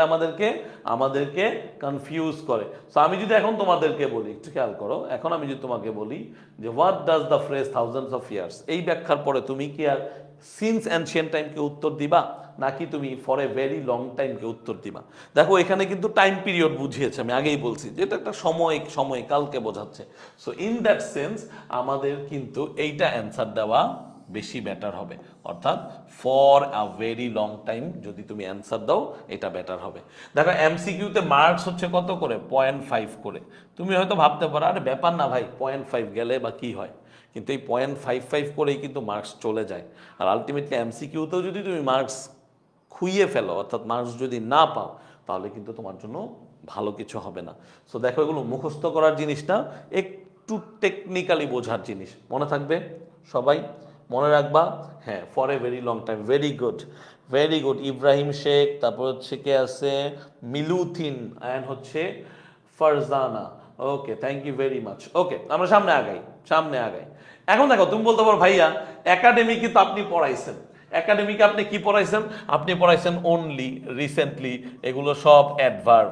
শিখে রাখো, আপনি তো পড়াইছেন ভাইয়া যে অফেন হচ্ছে একটা অ্যাডভার্ব, অফেন হচ্ছে একটা কি? অ্যাডভার্ব। আপনি পড়াইছেন এই যে এখানে আছে, এখান থেকে কিন্তু আমরা কিন্তু পাংচুয়েশন মার্কও শিখে ফেলতে পারি। পাংচুয়েশন মার্ক এখান থেকে অ্যাপোস্ট্রফি ভিই, তার মানে কি? ইউ হ্যাভ, এটা কি? You have. আর হ্যাভের পরে কি থাকে? V3 থাকে। সো তুমি কিন্তু এটা বলতেই পারো আমাকে, এটা কিন্তু তুমি আমাকে আস্ক করতেই পারো যে ভাইয়া আপনি তো এগুলো পড়াইছেন, তাহলে কেমনে কি বা কি বিষয়। তো ব্যাপারটা হচ্ছে এগুলো এখন তোমাদেরকে বুঝে নিতে হবে, টু বি অনেস্ট। কারণ এখন আর ওই সময় নাই যে আমি তোমাদের দেখাবো ফাইন্ড ফাউন্ড, কারণ এখন আমাদেরকে কোয়েশ্চেন অ্যানালাইসিস বেশি করতে হবে রেদার দেন শব্দগুলা কোন পার্টস অফ স্পিচ বা এটার অর্থটা কি। ওকে, থ্যাংক ইউ। ওকে, তারপরে দেখো কি বলছে, তাহলে puzzling over the content of a dream, এইটাও একটা এমসিকিউ হতে পারে যে মানুষ পাজলড হতো, বাট আলটিমেটলি কি নিয়ে পাজলড হতো। দেখো প্রশ্ন আসতে পারে যে বুঝলাম যে মানুষ পাজলড হয়, স্বপ্ন নিয়ে মানুষ দ্বিধাগ্রস্ত হয়, স্বপ্ন ব্যাপারে মানুষ একটু কনফিউজ থাকে, বাট কি নিয়ে কনফিউজ থাকে? কন্টেন্ট নিয়ে। কি কন্টেন্ট? যে অ্যাকচুয়ালি আমি স্বপ্নটা দেখছি তো কি দেখছি, কি স্বপ্ন দেখলাম, এইটা নিয়ে। সো এইটা একটা এমসিকিউ হতে পারে। Or perhaps you have wondered why you dream at all, এটাও ট্রু। যে এটা তুমি অনেকেই ভাবছো, ছোটবেলায় আমরা ভাবতাম জানি আমি এগুলো কি দেখতেছি, ঘুমায় গেলে কি না কি জানি আমি দেখি, এই কেন এই স্বপ্নগুলো দেখতেছি। সো এটা হচ্ছে কি? ওয়ান্ডারিং করা, চিন্তা করা। ওকে, তারপর দেখো কি বলছে, first let's start by answering a basic question. আমি আবারও বলতেছি, এটা কিন্তু একদমই একাডেমিকের ক্লাস না। একাডেমিকের ক্লাস হলে আমি এটাও তোমাদেরকে বলে দিতাম যে ভাইয়া দেখো এই যে অ্যান্সারিং হয়েছে, এই অ্যান্সারিং হচ্ছে ভিআইএনজি, অ্যান্সারিং হচ্ছে ভিআইএনজি। কেন? কারণ প্রিপোজিশনের পরে ভিআইএনজি হয়। সো এই ব্যাপারগুলো একটু বোঝার চেষ্টা করবা তোমরা। আমি বলে দেওয়ার চেষ্টা করবো মাঝে মাঝে, মানে সবকিছুকে একটু লাইটেন করতে, বাট এগুলো কিন্তু এখন বেশি মাথায় আসবে না। এখন মাথায় আসবে টু দা পয়েন্ট, কোয়েশ্চেন কি। তাহলে প্রথম বেসিক কোয়েশ্চেন হচ্ছে হোয়াট ইজ আ ড্রিম। ড্রিমটা কি? এটা কিন্তু এই পার্টিকুলার যে ইয়াটা আছে, এই পার্টিকুলার কি আছে, এই পার্টিকুলার যে প্যাসেজটা আছে, এটারও একটা কোয়েশ্চেন। অ্যাজ ইউজুয়াল আমরা দেখতে পারি যে এখান থেকে যদি প্রশ্ন আসে, সেই প্রশ্নটাও কিন্তু এইটাই তোমার কাছ থেকে ডিমান্ড করবে যে আলটিমেটলি অ্যান্সারটা কি। ওকে, বুঝতে পারছো আমার কথা? বলো আমাকে, আমার কথাটা বুঝতে পারছো না বুঝো নাই? দ্রুত বলো, কথাটা বুঝতে পারছো? তাহলে হোয়াট ইজ আ ড্রিম, ড্রিমটা অ্যাকচুয়ালি কি? হোয়াট ইজ আ ড্রিম, চলো আমরা একটু দেখি। এখানে বলছে a dream can include any of the images, thoughts and emotions. তাহলে ড্রিম বললে তুমি তিনটা জিনিস মাথায় রাখবা, মুখস্থ করার কিছু নেই, মুখস্থ না, বইই আছে। Image, thoughts, emotions. কি আছে? Image, thoughts, emotions that are experience during sleep. কারণ অবভিয়াসলি এইটাকে তুমি শুধুমাত্র ঘুমের সময় দেখতে পারবা। সো এখানে একটা তোমাদের প্রবলেম হয় যে ভাইয়া ড্রিম তো এইভাবেও হয়, এই যে আমি স্বপ্ন দেখতেছি এইচএসসিতে A+ পাবো, এটাও তো একটা স্বপ্ন, অবভিয়াসলি স্বপ্ন, এটা তো আমি খোলা চোখে দেখতেছি। হ্যাঁ, আমাকে তো APJ আব্দুল কালাম আজাদ বলেছেন স্বপ্ন সেটা নয় যেটা তুমি ঘুমিয়ে দেখো, স্বপ্ন হচ্ছে সেটা যেটা তোমাকে ঘুমাতে দেয় না। আই ক্যান আন্ডারস্ট্যান্ড, সব ফিলোসফি আমি বুঝতে পারছি, তোমার প্যারামিটারগুলো আমি বুঝতে পারছি, বাট এখানে কি বলতেছে এটা ইম্পর্টেন্ট। তাহলে এখানে ড্রিমের সংজ্ঞায় বলতেছে ড্রিমের তিনটা জিনিস থাকে। কি কি থাকে? মুখস্থ না। কি কি থাকে? যে ইমেজ আমরা দেখি ছবির মতো, আমাদের থটসগুলো থাকে, আমরা এটাও বলে থাকি যে আমরা সারাদিন যা চিন্তা ভাবনা করি সেটাই সাধারণত আমরা স্বপ্নে দেখে থাকি। তাছাড়া আমরা দেখতে পাচ্ছি ইমোশনস থাকে, যেটা কিনা স্বপ্নের মানে যে প্রসেসটা সেটা হচ্ছে ঘুম, অর্থাৎ ডিউরিং স্লিপ, তার মানে ঘুমের মধ্যে। Dreams can be extra ordinarily vivid, তার মানে স্বপ্নগুলো হতে পারে খুব দারুণভাবে আলোক উজ্জ্বল। এখন তুমি বলতে পারো ভাইয়া ভিভিড মানে কি? আমার জীবন আমি পড়ি নেই, আমার আপনি কেমনে পড়াইবেন ভিভিড কি? চলো আমি তোমাকে পড়াইতে পারবো, না পড়ানোর কোনো কারণ নেই, কারণ ভিভিডের যে শব্দটা এখানে ভাইয়া দিয়ে রাখছি। সো তুমি যদি একটু দেখো ভিভিড, এই যে দেখো স্পষ্ট, উজ্জ্বল, প্রাণবন্ত, তাহলে মনে করো এই ভিভিড শব্দটা কি মনে রাখতে পারবা না? আমি যেই শব্দগুলোই তোমাকে দেখাচ্ছি এই শব্দগুলোই অত্যন্ত গুরুত্বপূর্ণ, বা এই শব্দগুলোই পরীক্ষায় আসার মতো। তাহলে ভিভিড মানে কি? ভিভিড মানে হচ্ছে স্পষ্ট, উজ্জ্বল, প্রাণবন্ত, পরিষ্কার। তাহলে ভিভিডের সিনোনিম কি হতে পারে? ক্লিয়ার, ব্রাইট, ভাইব্রেন্ট, ব্রিলিয়ান্ট, ঠিক আছে, লাইভলি। শোনো, এখানে অনেকগুলো শব্দ দেওয়া থাকবে, সব শব্দ তোমার মনে রাখার দরকার নেই, তুমি একদম ক্লিয়ার কাট মনে রাখার চেষ্টা করবা কিছু। ফর এক্সাম্পল এখানে ক্লিয়ারটা, এখানে ভাইব্রেন্ট শব্দটা মনে রাখা দরকার, লাইভলি শব্দটা মনে রাখা দরকার। তখন তুমি বলতে পারো ভাইয়া সবগুলো দাগাই দিলেন না, আপনি দাগাই দিলে বেটার হতো না। তুমি ক্লাস করতে করতে পড়তে পড়তে তুমি নিজেই বুঝতে পারবা যে কোন শব্দগুলো ইম্পর্টেন্ট। তাহলে ভিভিডের একটা সিনোনিম হিসেবে ভাইব্রেন্ট বা লাইভলি খুব গুরুত্বপূর্ণ, মনে থাকবে? মনে থাকবে বলো, ক্লাসেই শিখে ফেললাম। তাহলে ভিভিডের বিপরীত শব্দ কি? ভেগ, অস্পষ্ট। ভেগ মানে কি? অস্পষ্ট। তাহলে পরীক্ষায় কিন্তু এটাও চলে আসে। ভিভিড আর ভেগ খুবই গুরুত্বপূর্ণ শব্দ এই পার্টিকুলার প্যাসেজের জন্য। যদি এই প্যাসেজটা তোমার বোর্ড এক্সামে আসে তাহলে অবশ্যই এখান থেকে কোয়েশ্চেন হবে, অর্থাৎ ভিভিড আর ভেগ, এটা তুমি কেটে রাখতে পারো, একদম বলে দিলাম এই কথাটা, এখান থেকে কোয়েশ্চেন আসবেই আসবে। তাহলে ভিভিড মানে এইটা, তাহলে ভেগ মানে কি? ভেগ মানে হচ্ছে অস্পষ্ট, এবং দুইটাই কিন্তু কন্ডিশনকে ব্যাখ্যা করে। ভিভিড মানে স্পষ্ট, উজ্জ্বল, ভেগ মানে হচ্ছে অস্পষ্ট। তাহলে ভেগের বিপরীত কি হতে পারে? Unclear, blurred, opaque. মনে থাকবে তো? তাহলে অপেক, আনক্লিয়ার, ব্লার্ড খুবই ইম্পর্টেন্ট, এবং এটার অ্যান্টোনিম কি? ক্লিয়ার বা ভিভিড। খুবই সিম্পল না? তাহলে এখন আমাকে বলো তাহলে এইখানে যে এক্সট্রা অর্ডিনারিলি ভিভিড আছে, এখান থেকে কোয়েশ্চেন আসতে পারে যে এক্সট্রা অর্ডিনারিলি কোন পার্টস অফ স্পিচ? কে বলতে পারবা? Raise your hand and put your answer in the comment section. বলো কি হবে? ভিভিড মানে অ্যাডজেক্টিভ বলে দিছি। ভিভিড মানে কি বলে দিছি? ভিভিড মানে অ্যাডজেক্টিভ বলে দিছি। তাহলে এখন তুমি যদি সিম্পলি একটু চিন্তা করো যে একটা অ্যাডজেক্টিভকে প্রি মডিফাই, মানে প্রি মানে কি? আগে। প্রি মানে হচ্ছে কি? আগে। তাহলে অ্যাডজেক্টিভকে প্রি মডিফাই কে করতে পারে বলো? অ্যাডজেক্টিভকে প্রিমডিফাই কে করতে পারে? অ্যাডজেক্টিভকে প্রিমডিফাই করতে পারে অ্যাডভার্ব। কে করতে পারে? অ্যাডভার্ব। তাহলে অ্যান্সারটা ইজি না? এক্সট্রা অর্ডিনারিলি হচ্ছে অ্যাডভার্ব। তাহলে এটার অ্যাডজেক্টিভ কি? এটার অ্যাডজেক্টিভ হচ্ছে এক্সট্রা অর্ডিনারি। কি অ্যাডজেক্টিভ? Extra ordinary. দেখো তোমরা কোথায় ভুল করো, তোমরা সিম্পল জিনিসগুলো বোঝো না।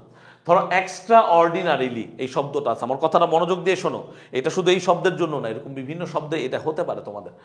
এক্সট্রা অর্ডিনারিলি, কথাটা বুঝছো? এক্সট্রা অর্ডিনারিলি একটা শব্দ, এটা হচ্ছে একটা অ্যাডভার্ব। এখন প্রশ্নটা কি? প্রশ্নটা কি এটা বোঝো আগে। প্রশ্নটা কি? প্রশ্নটা হচ্ছে এক্সট্রা অর্ডিনারিলির অ্যাডজেক্টিভ ফর্ম পরীক্ষা আসলো, তোমরা অনেকে অ্যান্সার দিয়ে আসো অর্ডিনারি। কি অ্যান্সার দাও? অর্ডিনারি। অ্যান্সারটা কি হয়েছে আমাকে বলো? অর্ডিনারি যদি অ্যান্সার দাও, অ্যান্সারটা কি হবে? অবভিয়াসলি হবে না। তাহলে এই সিম্পল জিনিসগুলো বুঝতে হবে। এক্সট্রা অর্ডিনারিলির অ্যাডজেক্টিভ এক্সট্রা অর্ডিনারি হবে, অর্ডিনারি না। যদি বিপরীত শব্দ বলতো তখন তুমি অর্ডিনারি বলতে পারতা। বুঝছো না বুঝো নাই? বুঝছো না বুঝো নাই? বলো, দ্রুত বলো। বুঝছো না বুঝো নাই? দ্রুত বলো। যারা আছে একটু দ্রুত বলবো, বুঝেছি না বুঝি নাই। তার মানে আমরা প্রায়ই এই ভুলটা করি। কি ভুলটা করি? এক্সট্রা অর্ডিনারি, এটা একটা অ্যাডভার্ব, এটা সবাই বুঝতে পারছি, বাট এটার অ্যাডজেক্টিভ ফর্ম বললে আমরা অর্ডিনারি বলি। নো, এটা হবে এক্সট্রা অর্ডিনারি। অর্ডিনারি হচ্ছে এক্সট্রা অর্ডিনারির বিপরীত শব্দ। এই ভুলগুলো করা যাবে না। Thank you. ওকে, তারপরে বলছে কি? ভেরি ভেরি কি? ভেইগ। তাহলে ভেরি হচ্ছে কি? একটা ইন্টেন্সিফায়ার, যেটা অ্যাডভার্বের মতো কাজ করে। তাহলে অবশ্যই ভেইগ একটা অ্যাডজেক্টিভ, আমরা আগেই বলেছি। ফিল্ড উইথ জয়ফুল ইমোশনস, খুব ইম্পর্টেন্ট, তোমাদের পাংচুয়েশন পড়াবো, পাংচুয়েশন একটু দেখে রাখো। এটা হচ্ছে যে যদি আমার কোয়েশ্চেন আমি দেখি যে এখানে কি আছে, এখানে হচ্ছে আমাদের সেমিকোলন আছে, সেমিকোলনের পরের শব্দটা হয় স্মল ওয়ার্ডের, তার মানে কি? ছোট হাতের, স্মল লেটার। লিখে রাখো, লিখে রাখো। সেমিকোলনের পরের শব্দটা স্মল লেটার হয়। এটা কিন্তু তোমাদের বোর্ড এক্সামে আসার মতো, অর্থাৎ তোমাদেরকে সেমিকোলন দিবে, হয়তো এখানে ফিল্ডের এফটা কি করে দিবে? বড় হাতের ক্যাপিটাল লেটার দিবে। সো তোমাকে মাথায় রাখতে হবে এখানে এটা স্মল লেটার হবে, এফ। ঠিক আছে? তাহলে ফিল্ড উইথ জয়ফুল ইমোশনস, তার মানে ফিল্ড উইথ মানে কোনো কিছুর দ্বারা পরিপূর্ণ।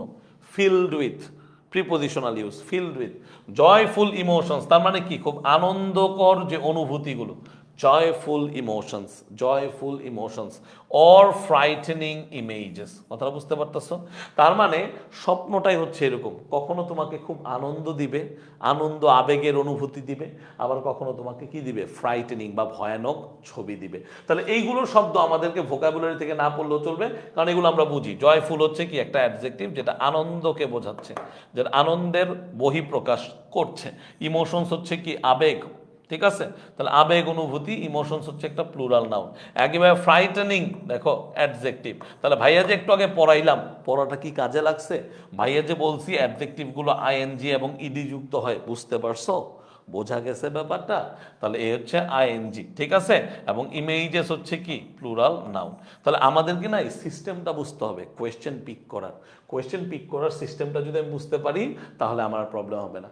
ফোকাসড অ্যান্ড আন্ডারস্ট্যান্ডেবল, হ্যাঁ, স্বপ্ন এমন হতে পারে যে যেই স্বপ্নটা তুমি দেখতেছো, তুমি আর ভেরি ফোকাসড, তার মানে তুমি ওইখানে স্টিক টু আছো। যেখানেই তুমি ফোকাস শব্দটা দেখবা, তার মানে তুমি সেই জায়গায় স্টিক টু আছো। অ্যান্ড আন্ডারস্ট্যান্ডেবল, এটাও একটা অ্যাডজেক্টিভ, অর্থাৎ তুমি এটা বুঝতে পারতেছো। তাহলে দেখো আবারও সেই জিনিসটা, ফোকাসড ইডি আছে, তার মানে অ্যাডজেক্টিভ। এবং মনে রাখবা, যদি কোনো এরকম প্যাসেজ পড়ো বা তুমি নিজে একটা প্যারাগ্রাফ লিখো বা ফর্মাল লেটার লিখো বা তুমি গ্রাফ চার্টের অ্যান্সার লিখো, এই যে তোমার কনজাংশনের আগে পরের যেই পার্সন স্পিচ একই রকম হয়। তার মানে ফোকাস যদি হয় অ্যাডজেক্টিভ, এন্ডের পরে আন্ডারস্ট্যান্ডেবল, এটাও কিন্তু একটা অ্যাডজেক্টিভ। হ্যাঁ, কখনো কখনো এদেরকে মডিফাই করতে পারে, অর্থাৎ ফোকাসডের পরে একটা নাউন থাকতে পারে, আবার আন্ডারস্ট্যান্ডেবলের পরে একটা নাউন থাকতে পারে, তবে এই দুইটাই কিন্তু অ্যাডজেক্টিভ এবং এন্ড দ্বারা যুক্ত হয়েছে। সো এই ব্যাপারগুলো একটু বুঝতে হবে। Or unclear and what and confusing, তার মানে মোটামুটি একটা ড্রিম কি, হোয়াট ইজ এ ড্রিম, এটার অ্যান্সার কিন্তু আমরা পেয়ে গেছি না? এবং কয়েকটা লেয়ারে আমরা পেয়েছি। এখন প্রশ্ন হচ্ছে, কেন আমরা স্বপ্ন দেখি? Why do we dream? এরাই প্রশ্ন করছে। What purpose do dream serve? তার মানে পারপাস মানে উদ্দেশ্য। কি উদ্দেশ্য একটা স্বপ্ন সার্ভ করে, অর্থাৎ একটা স্বপ্নের উদ্দেশ্যটা কি? While many theories have been proposed about, তার মানে কি? ওয়াইল এখন ওয়াইলটা দেখলে আমাদের অনেকের মাথায় এই প্রশ্নটা আসে, তোমাদেরকে আমি এই জন্য বুঝায় পারি না যে তোমরা টেকনিক্যালি চিন্তা করো, মুখস্থ করার দরকার নেই। ওয়াইল শব্দটা যখন তোমার রাইট ফর্মস অফ ভার্বসে আসবে, আমি আবারও বলতেছি, ওয়াইল শব্দটা যখন তোমার রাইট ফর্মস অফ ভার্বসে আসবে, ওয়াইলের পরে একটা গ্যাপ থাকতে পারে, সেখানে তুমি ভিআইএনজি বসাও। আবারও বলতেছি, সেখানে তুমি ভিআইএনজি বসাও। আবার ওয়াইল পরে যদি গ্যাপ না থাকে, সাবজেক্ট থাকে, তাহলে সেই সেন্টেন্সটা তুমি কন্টিনিউয়াস টেন্সে লিখো। কিসে লিখো? কন্টিনিউয়াস টেন্সে। বলো কি বলছি? বলছি ওয়াইল শব্দটা দেখলে আমাদের একটা ভুল থিওরি কাজ করে। আমরা মনে করি ওয়াইল যেহেতু আছে এরপরে ভিআইএনজি বসবে, কিন্তু সেটা শুধুমাত্র রাইট ফর্মস অফ ভার্বসে। আচ্ছা, যদি ওয়াইলের পরে সাবজেক্ট থাকে রাইট ফর্মস অফ ভার্বসে, তাহলে সেই ক্ষেত্রে সেটা কন্টিনিউয়াস মুডে হতে পারে। যেমন while I was playing cricket my mother called me. আমি যখন ক্রিকেট খেলতেছিলাম আমার মা কল দিয়েছিল। সো ওয়াইলের ব্যবহারটা হচ্ছে কি, দুইটা ঘটনা একসাথে ঘটতেছে, এইটাকে কানেক্ট করানোর জন্য ওয়াইলটাকে ব্যবহার করা হয়। তাহলে অবভিয়াসলি ওয়াইল একটা কনজাংশন। একমত? বুঝতে পারছো? তার মানে ওয়াইলের ব্যবহার কিন্তু রাইট ফর্মস অফ ভার্বস হচ্ছে এগুলো। এখন এগুলো পড়ার পরে অনেকের ধারণা আসে, ভাই আপনারা না পড়াইছিলেন ওয়াইলের পরে ভিআইএনজি হয়, আপনারা না বলেন ওয়াইলের পরে কন্টিনিউয়াস টেন্স হয়, কই ভাই কিছুই তো দেখতেছি না। এটা ভুলে গেলে চলবে না, ওয়াইল কিন্তু একটা কনজাংশন। সো যেহেতু এটা একটা কনজাংশন, সো এইটা কিন্তু দুইটা ক্লজকে একত্র করতে পারবে। কথা বুঝছো না বুঝো নাই? বলো বুঝছো না বুঝো নাই, দ্রুত বলো, কমেন্টে বলতে হবে, কমেন্টে বলতে হবে দ্রুত। কথাটা বুঝেছো না বুঝো নাই? তাহলে ওয়াইলের থিওরিটা বুঝছো? না বুঝলে বলতে হবে আমাকে। ওয়াইলের থিওরিটা বুঝছো কিনা? ওয়াইলের থিওরিটা বুঝছো কিনা? ওয়াইলের থিওরি বুঝছো কিনা?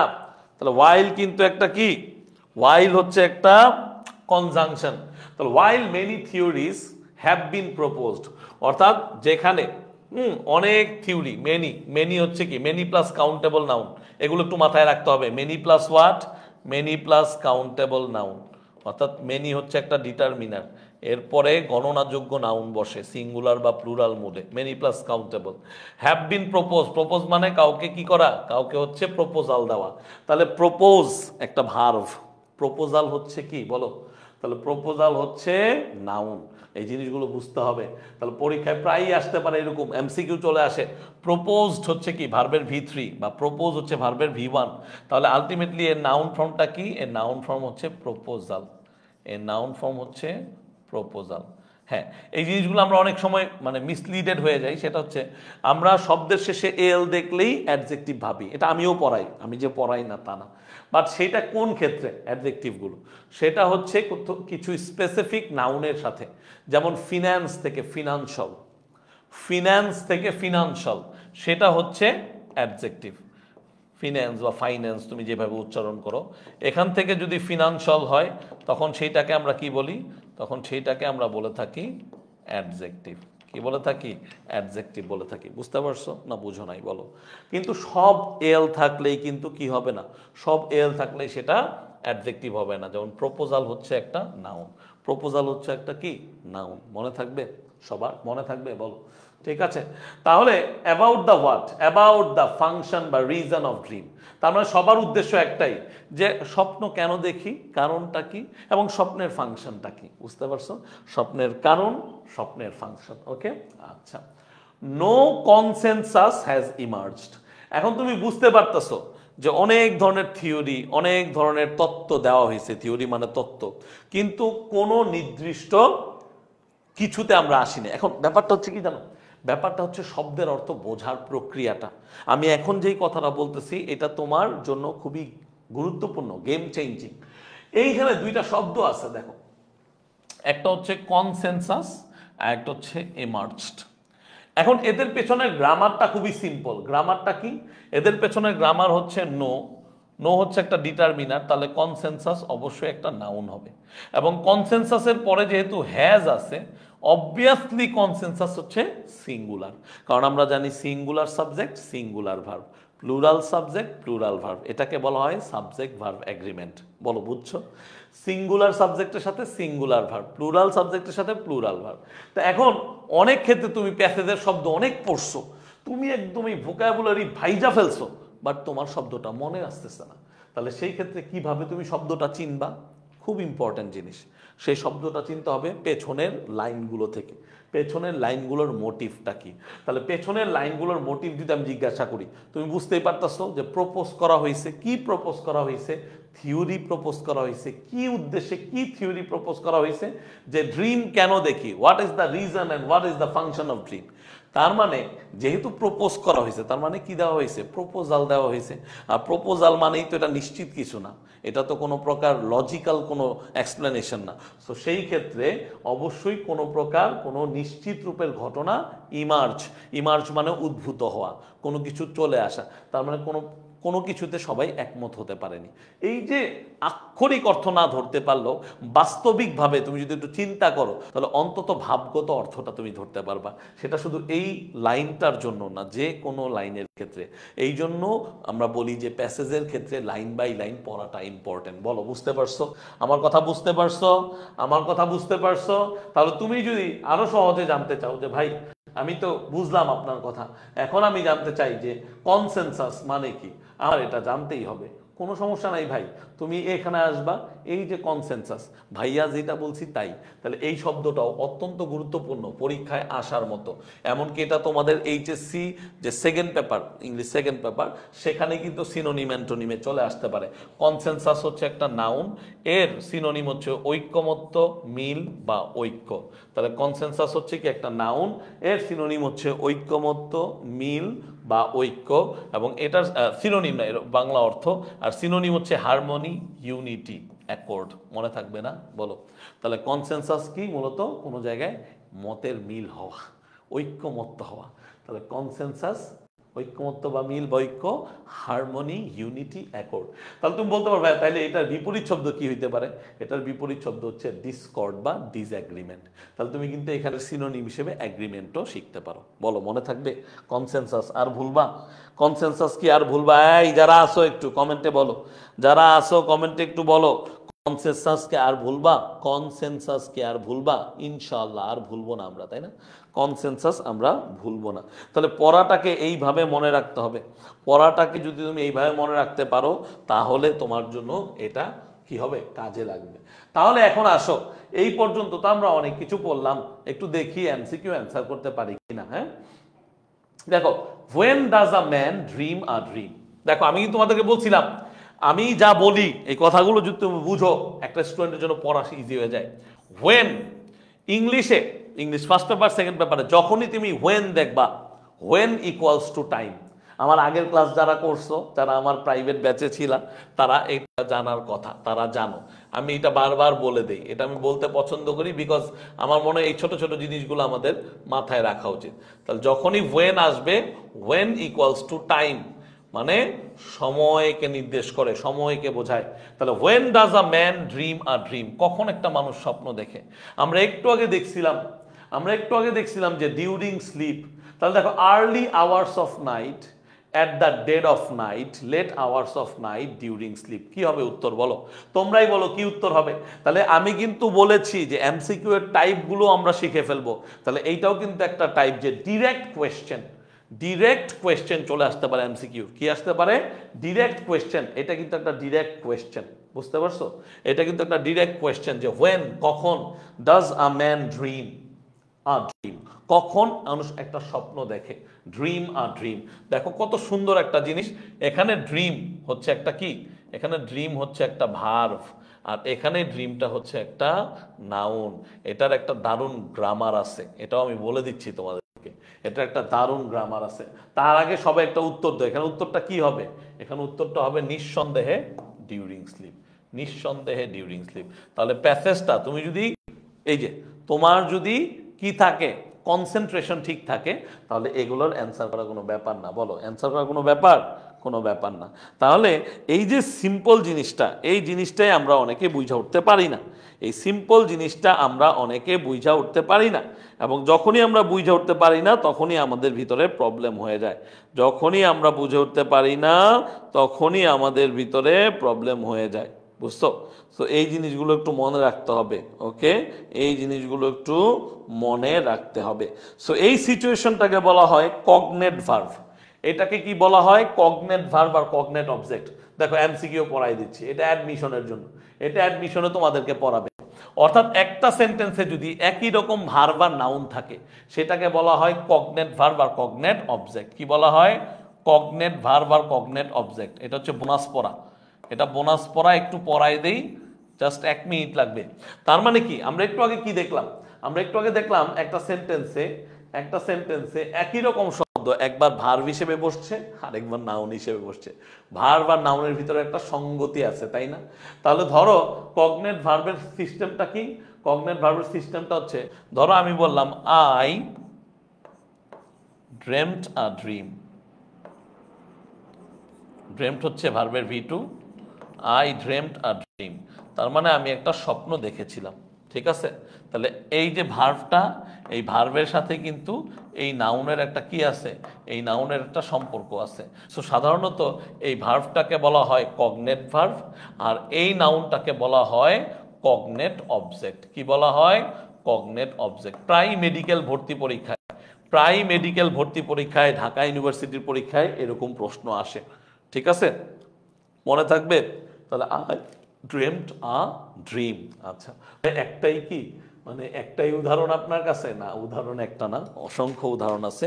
ঠিক আছে, ধরো আমি বললাম যে হি ওয়াজ সিঙ্গিং এ সং। তাহলে তার অ্যাক্টিভিটিসটা কি? সে গান গাচ্ছে। এই যে এটা হচ্ছে আমার ভার্ব, এটা হচ্ছে আমার cognate verb. He was singing, সে কি গাচ্ছে? এই যে তার সাথে রিলেটেড সং। এই সংটা হচ্ছে কগনেট অবজেক্ট। বলো, বুঝতে পারছো? কমেন্টে বলো। তাহলে একটা পার্টিকুলার সেন্টেন্সে দেখো, আমি একদম আমি সরে আসলাম বোর্ড থেকে। একটা পার্টিকুলার সেন্টেন্সে যদি এমন দেখো যে তারা রিলেটেড, ভার্ব এবং নাউনটা আলটিমেটলি কি রিলেটেড, তখন তাদেরকে আমরা কগনেট ভার্ব আর কগনেট অবজেক্ট বলি। ইজি না? আমাকে বলো, এটা কি কঠিন কিছু? আরো সহজ একটা দিব উদাহরণ। আরো একটা সহজ করে দিব, আরো একটা সহজ করে দিই। ওকে, ধরো আমি বললাম যে এরকম, হি স্লেপ্ট, স্লিপ থেকে এসেছে, slept V2, he slept bad sleep বা ট্রাভেল স্লিপ, যে কোনো একটা অ্যাডজেক্টিভ বসাইলাম। তাহলে এই ক্ষেত্রেও আমরা বুঝতে পারতেছি যে কারিশমা হচ্ছে কি? এই যে স্লিপ, এই স্লিপের V2 হচ্ছে স্লেপ্ট। তাহলে এটা হচ্ছে কগনেট ভার্ব, এটা হচ্ছে cognate object. Clear? I hope so. Okay, next এমসিকিউটা কি দেখো, which of the following statements is true. খুব ইম্পর্টেন্ট, কিন্তু এই টাইপের জিনিস প্রায়ই আসে। তাহলে দেখো তো অ্যান্সার করতে পারবা কিনা তোমরা, দেখো তো। ধরো পরীক্ষার হলে এটা আসছে, which of the following statement is true.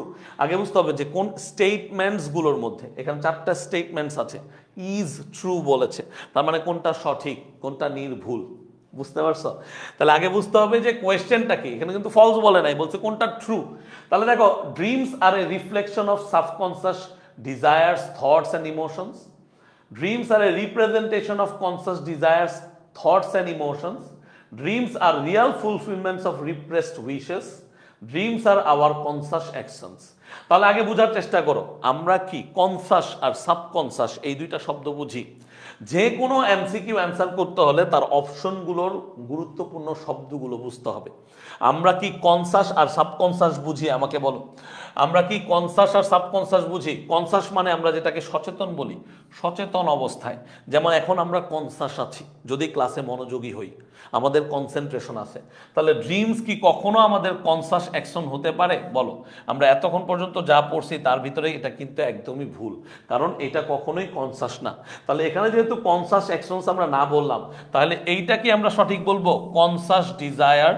বলো আমাকে, conscious desire, thoughts and emotions. বুঝছো? প্রসেসটা বুঝছো? আমি আগে বলছি আমরা প্রসেস শিখবো প্র্যাকটিসের মাধ্যমে। তাহলে ড্রিমস আর আওয়ার কনসাস অ্যাকশনস, আমরা যখন এই লাইনটা পড়তেছি আমরা বুঝতে পারতেছি যে কনসাস মানে কি? সচেতন অবস্থায়। তাহলে আমরা একটু ফেরত যাব, আমরা ফেরত গেলেই দেখতে পারবো যে এখানে কিন্তু সচেতন কিছু বলে নাই। এখানে কি বলছে? এখানে বলছে যে হোয়াট ইজ এ ড্রিমে আমাদেরকে কি বলছে? আমাদেরকে বলছে dream can include any of the images, thoughts and emotions that are experience during sleep. তার মানে ঘুমের মধ্যে, ঘুমের ভিতরে আমরা কিন্তু সচেতন থাকি না। আমাদের সাবকনসাস মাইন্ডটা চলতে থাকে, বাট আলটিমেটলি আমরা কিন্তু সচেতন থাকি না। তাহলে ড্রিম সম্পর্কে যখন তোমাকে এই কথাটা বলছে, তোমাকে এটা বুঝতে হবে যে ড্রিম যেখানে হচ্ছে সেখানে কোনো কিছুই কি সচেতনভাবে হচ্ছে না। তাহলে বাকি থাকে কি? বাকি থাকে dreams are real fulfilments of repressed wishes, dreams are a reflection of subconscious desires. এখন তোমাকে বুঝতে হবে যে রিপ্রেসড উইশেস মানে কি, ফুলফিলমেন্ট মানে কি। ফুলফিলমেন্ট মানে কোনো কিছুকে পরিপূর্ণতা দেওয়া, ফুলফিলমেন্ট পরিপূর্ণতা দেওয়া, পরিপূর্ণতা সমূহ। রিপ্রেসড মানে দাবিয়ে রাখা, অপ্রেসড, রিপ্রেসড। এই শব্দগুলো আমরা কোথায় পড়েছি? লিবারেশন ওয়ার যখন পড়ি আমরা প্যারাগ্রাফ হিসেবে, যে 1971 লিবারেশন ওয়ার কি হয়েছিল? আমাদেরকে শোষণ করা হয়েছিল, আমাদেরকে দাবিয়ে রাখা হয়েছিল। তাহলে রিপ্রেসড মানে অবদমিত, অবদমিত যেটা দাবিয়ে রাখা, শেকলে বেঁধে রাখা। উইশেস মানে হচ্ছে আমাদের চিন্তাগুলোকে বা আমাদের স্বপ্নগুলোকে বা আমরা যেই জিনিসগুলোকে আশা করি, উইশেস, তাই না? তাহলে এখন তোমরাই আমাকে বলো, আমি একটু দেখবো কে কোনটা অ্যান্সার দিছো, একটু দ্রুত দেখবো। ওকে, আমি একটু দ্রুত দেখবো কে কোনটা অ্যান্সার দিছো, দ্রুত। Very good. তার মানে এইটার অ্যান্সারটা কিন্তু একটু ক্রিটিক্যাল, আই আন্ডারস্ট্যান্ড। এটার অ্যান্সারটা একটু ক্রিটিক্যাল। যারা নতুন ঢুকতেছো তারা বোঝার চেষ্টা করো, যারা নতুন দেখতেছো তারা একটু বোঝার চেষ্টা করো। এটার অ্যান্সারটা কিন্তু একটু ক্রিটিক্যাল। কি হবে দ্রুত বলো। এখনো অ্যান্সার দাও নাই, এখনো অ্যান্সার দাও নাই। তোমরা যদি পার্টিসিপেট না করো তাহলে কেমনে হবে? তাহলে তো আমি রেকর্ডেড ক্লাস দিলেই পারতাম, তাহলে তো ভাইয়া রেকর্ডেড ক্লাস দিলেই পারি। তাহলে কি তাই করব? তাহলে কিন্তু তোমরা বললে আমি তাই করব, কোনো সমস্যা নাই। তোমরা যদি অ্যান্সার না দাও তাহলে ভাইয়া রেকর্ডেড ক্লাস দিয়ে দিব, টেনশন কি? এত কষ্ট করে তোমাদেরকে ধরানোর দরকার কি, পড়ানোর দরকার কি? ঠিক না? ঠিক আছে না? তার মানে অ্যান্সারটা কি হবে? অ্যান্সারটা 1 নাম্বার হবে। Very good. তার মানে আমি বুঝতেই পারতেছি যে এখানে কোনো রিপ্রেসড উইশেস সম্পর্কে আমাদের বলা হয় নাই। তাহলে 100% অ্যান্সারটা কি হবে? 1 নাম্বার হবে। রিপ্রেসড হচ্ছে একটা অ্যাডজেক্টিভ, উইশেস হচ্ছে এখানে প্লুরাল নাউন। যদি তারপরও প্রবলেম থাকে তাহলে dreams are reflection of subconscious desire. আগেই বলছি যে এখানে কোনো প্রকার কনসাসনেস আমাদের ভিতরে নাই, অর্থাৎ আমরা সচেতন না। তাহলে এইখানে গেলেই তুমি রিপ্রেস সম্পর্কেও পেয়ে যাবা, রিপ্রেস সম্পর্কেও পেয়ে যাবো। ভাইয়া এই ভোকাবুলারি শিটটা তোমার জন্য গেম চেঞ্জিং, তোমার জন্য গেম চেঞ্জিং। কারণ দেখো এই যে এখানে বলেছি রিপ্রেস, এখানে ভার্ব হিসেবে আছে। আর আমি তোমাদেরকে একটু আগে শিখাইছি যে ইডি যুক্ত থাকলে সেটা অ্যাডজেক্টিভ হয়ে যায়, ইডি যুক্ত থাকলে সেটা অ্যাডজেক্টিভ হয়। ভাইয়া ভার্বের ভিত্রিও তো হয়, পাস্ট পার্টিসিপল। হ্যাঁ, আমি বলতেছি না যে হয় না, তবে ওই পাস্ট পার্টিসিপলটা অ্যাডজেক্টিভের মতো বিহেভ করে। তাহলে রিপ্রেস হচ্ছে কি? দমন করা, চেপে রাখা, এটা একটা ভার্ব। তাহলে রিপ্রেসের সিনোনিম হচ্ছে সাপ্রেস, ইনহিবিট, কন্ট্রোল। মনে থাকবে? সাপ্রেস করা খুব important. Repress, suppress, repress, suppress. তাহলে রিপ্রেসড, সাপ্রেসড, রিপ্রেসড, সাপ্রেসড। মনে থাকবে? মনে থাকবে। তাহলে এর অ্যান্টোনিম কি হতে পারে? অ্যালাউ করা, পারসিস্ট করা, ঠিক আছে? পারমিট দেওয়া, পারমিশন যেটাকে বলা হয়। তাহলে পারমিট যদি হয় আমার ভার্ব, পারমিট যদি হয় আমার কি ভার্ব, তাহলে পারমিশন হচ্ছে তার নাউন ফর্ম। পারমিশন কি? তার নাউন ফর্ম। মনে থাকবে? আর ভুলবো আমরা? পারমিশন কি? পারমিশন হচ্ছে নাউন ফর্ম, পারমিশন হচ্ছে তার নাউন ফর্ম। তাহলে এইভাবে পড়াগুলোকে আমাদেরকে কি করতে হবে? আয়ত্তে আনতে হবে, আয়ত্তে আনতে হবে। নেক্সট কোয়েশ্চেন, নেক্সট কোয়েশ্চেন দেখি কে বলতে পারে, দেখি কে উত্তর দিতে পারে সবার আগে। What could be the closest meaning of vivid? তাহলে কিন্তু আগেই বলেছি ক্লোজেস্ট মিনিং সিনোনিমকে বোঝায়, ক্লোজেস্ট মিনিং সবসময় সিনোনিমকে বোঝায়। What is the closest meaning of vivid? দ্রুত দ্রুত আমরা বলবো what is the closest meaning of vivid. ভিভিডের ক্লোজেস্ট মিনিং কি হতে পারে? ভিভিডের ক্লোজেস্ট মিনিং কি হতে পারে? তাহলে দেখো এখানে কি আছে, এখানে আছে ডিস্টিংক্ট, এখানে আছে রেডিয়েন্ট, এখানে আছে লাইটেড, এখানে আছে লাইভলি। বলো কোনটা হবে উত্তর? বলো দ্রুত বলো। What is the closest meaning of vivid? কে বলতে পারবে? আমরা একটু আগে পড়াইছি তোমাদেরকে। তাহলে দেখো পড়াগুলোকে তুমি যদি একটু গুরুত্ব দিয়ে পড়ো তাহলে পড়াগুলো তোমার জন্য অনেকটাই ইজি হয়ে যাবে। তাহলে আমরা একটু আগে কি পড়েছি? আমরা একটু আগে পড়েছি যে ভিভিডের সিনোনিম কি হতে পারে। আমরা ভিভিডের সিনোনিম একটু আগে পড়াইছি। একটু দ্রুত দেখো, একটু দ্রুত দেখো, আমি দেখতে চাই কারা কারা আসো, দ্রুত আমাকে বলো।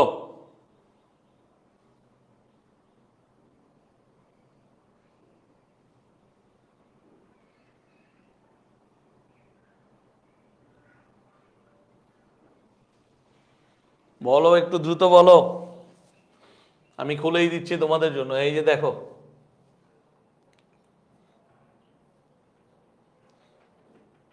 এই যে তোমার ভিভিড কি ছিল দেখো, ভিভিডের সিনোনিম ছিল ক্লিয়ার, ব্রাইট, ভাইব্রেন্ট, লাইভলি।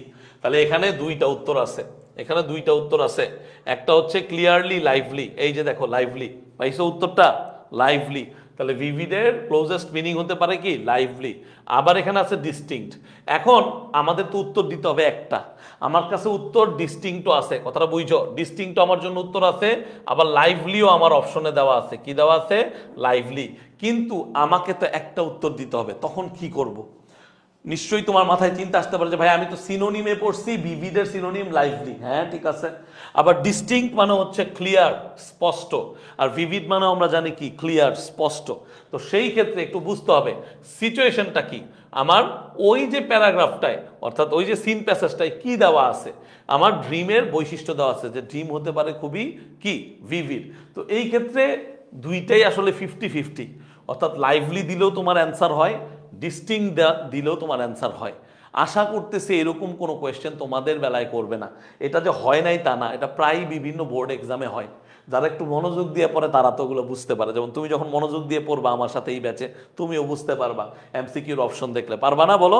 আমরা ধরে ধরে পড়ার চেষ্টা করতেছি, বোঝার চেষ্টা করতেছি। তাহলে ডিস্টিংক্ট আর লাইভলি। এখন অনেকে যারা ডিস্টিংক্টের অর্থ জানে না তারা কিন্তু লাইভলি উত্তর দিয়ে দিবে, এক অর্থে কিন্তু এটাও কারেক্ট। কিন্তু যেহেতু ক্লোজেস্ট মিনিং দিছে, লাইভলি মানে জীবন্ত, একটা বোঝার চেষ্টা করো। লাইভলির আরেকটা অর্থ হচ্ছে জীবন্ত, আর ডিস্টিংক্টের সরাসরি উত্তর হচ্ছে স্পষ্ট, একদম স্পষ্ট। তাহলে আমরা কিন্তু ভিভিড মানে আলোক উজ্জ্বল বা স্পষ্ট এরকম বুঝেছি। তো বেশিরভাগ ক্ষেত্রে ডিস্টিংক্টটাকে এই জন্য কারেক্ট অ্যান্সার হিসেবে মানে অগ্রাধিকার বেশি দেয়। বুঝতে পারছো? So it depends on the situation, it depends how much you know, তুমি কতটুকু জানো। সো এই টাইপের এমসিকিউ দেখতে কিন্তু সহজ। যারা ডিস্টিংক্টের অর্থ জান না, ডিরেক্টলি লাইভলি দেখে সিনোনিম পড়ছে উত্তর দিয়ে দিবে।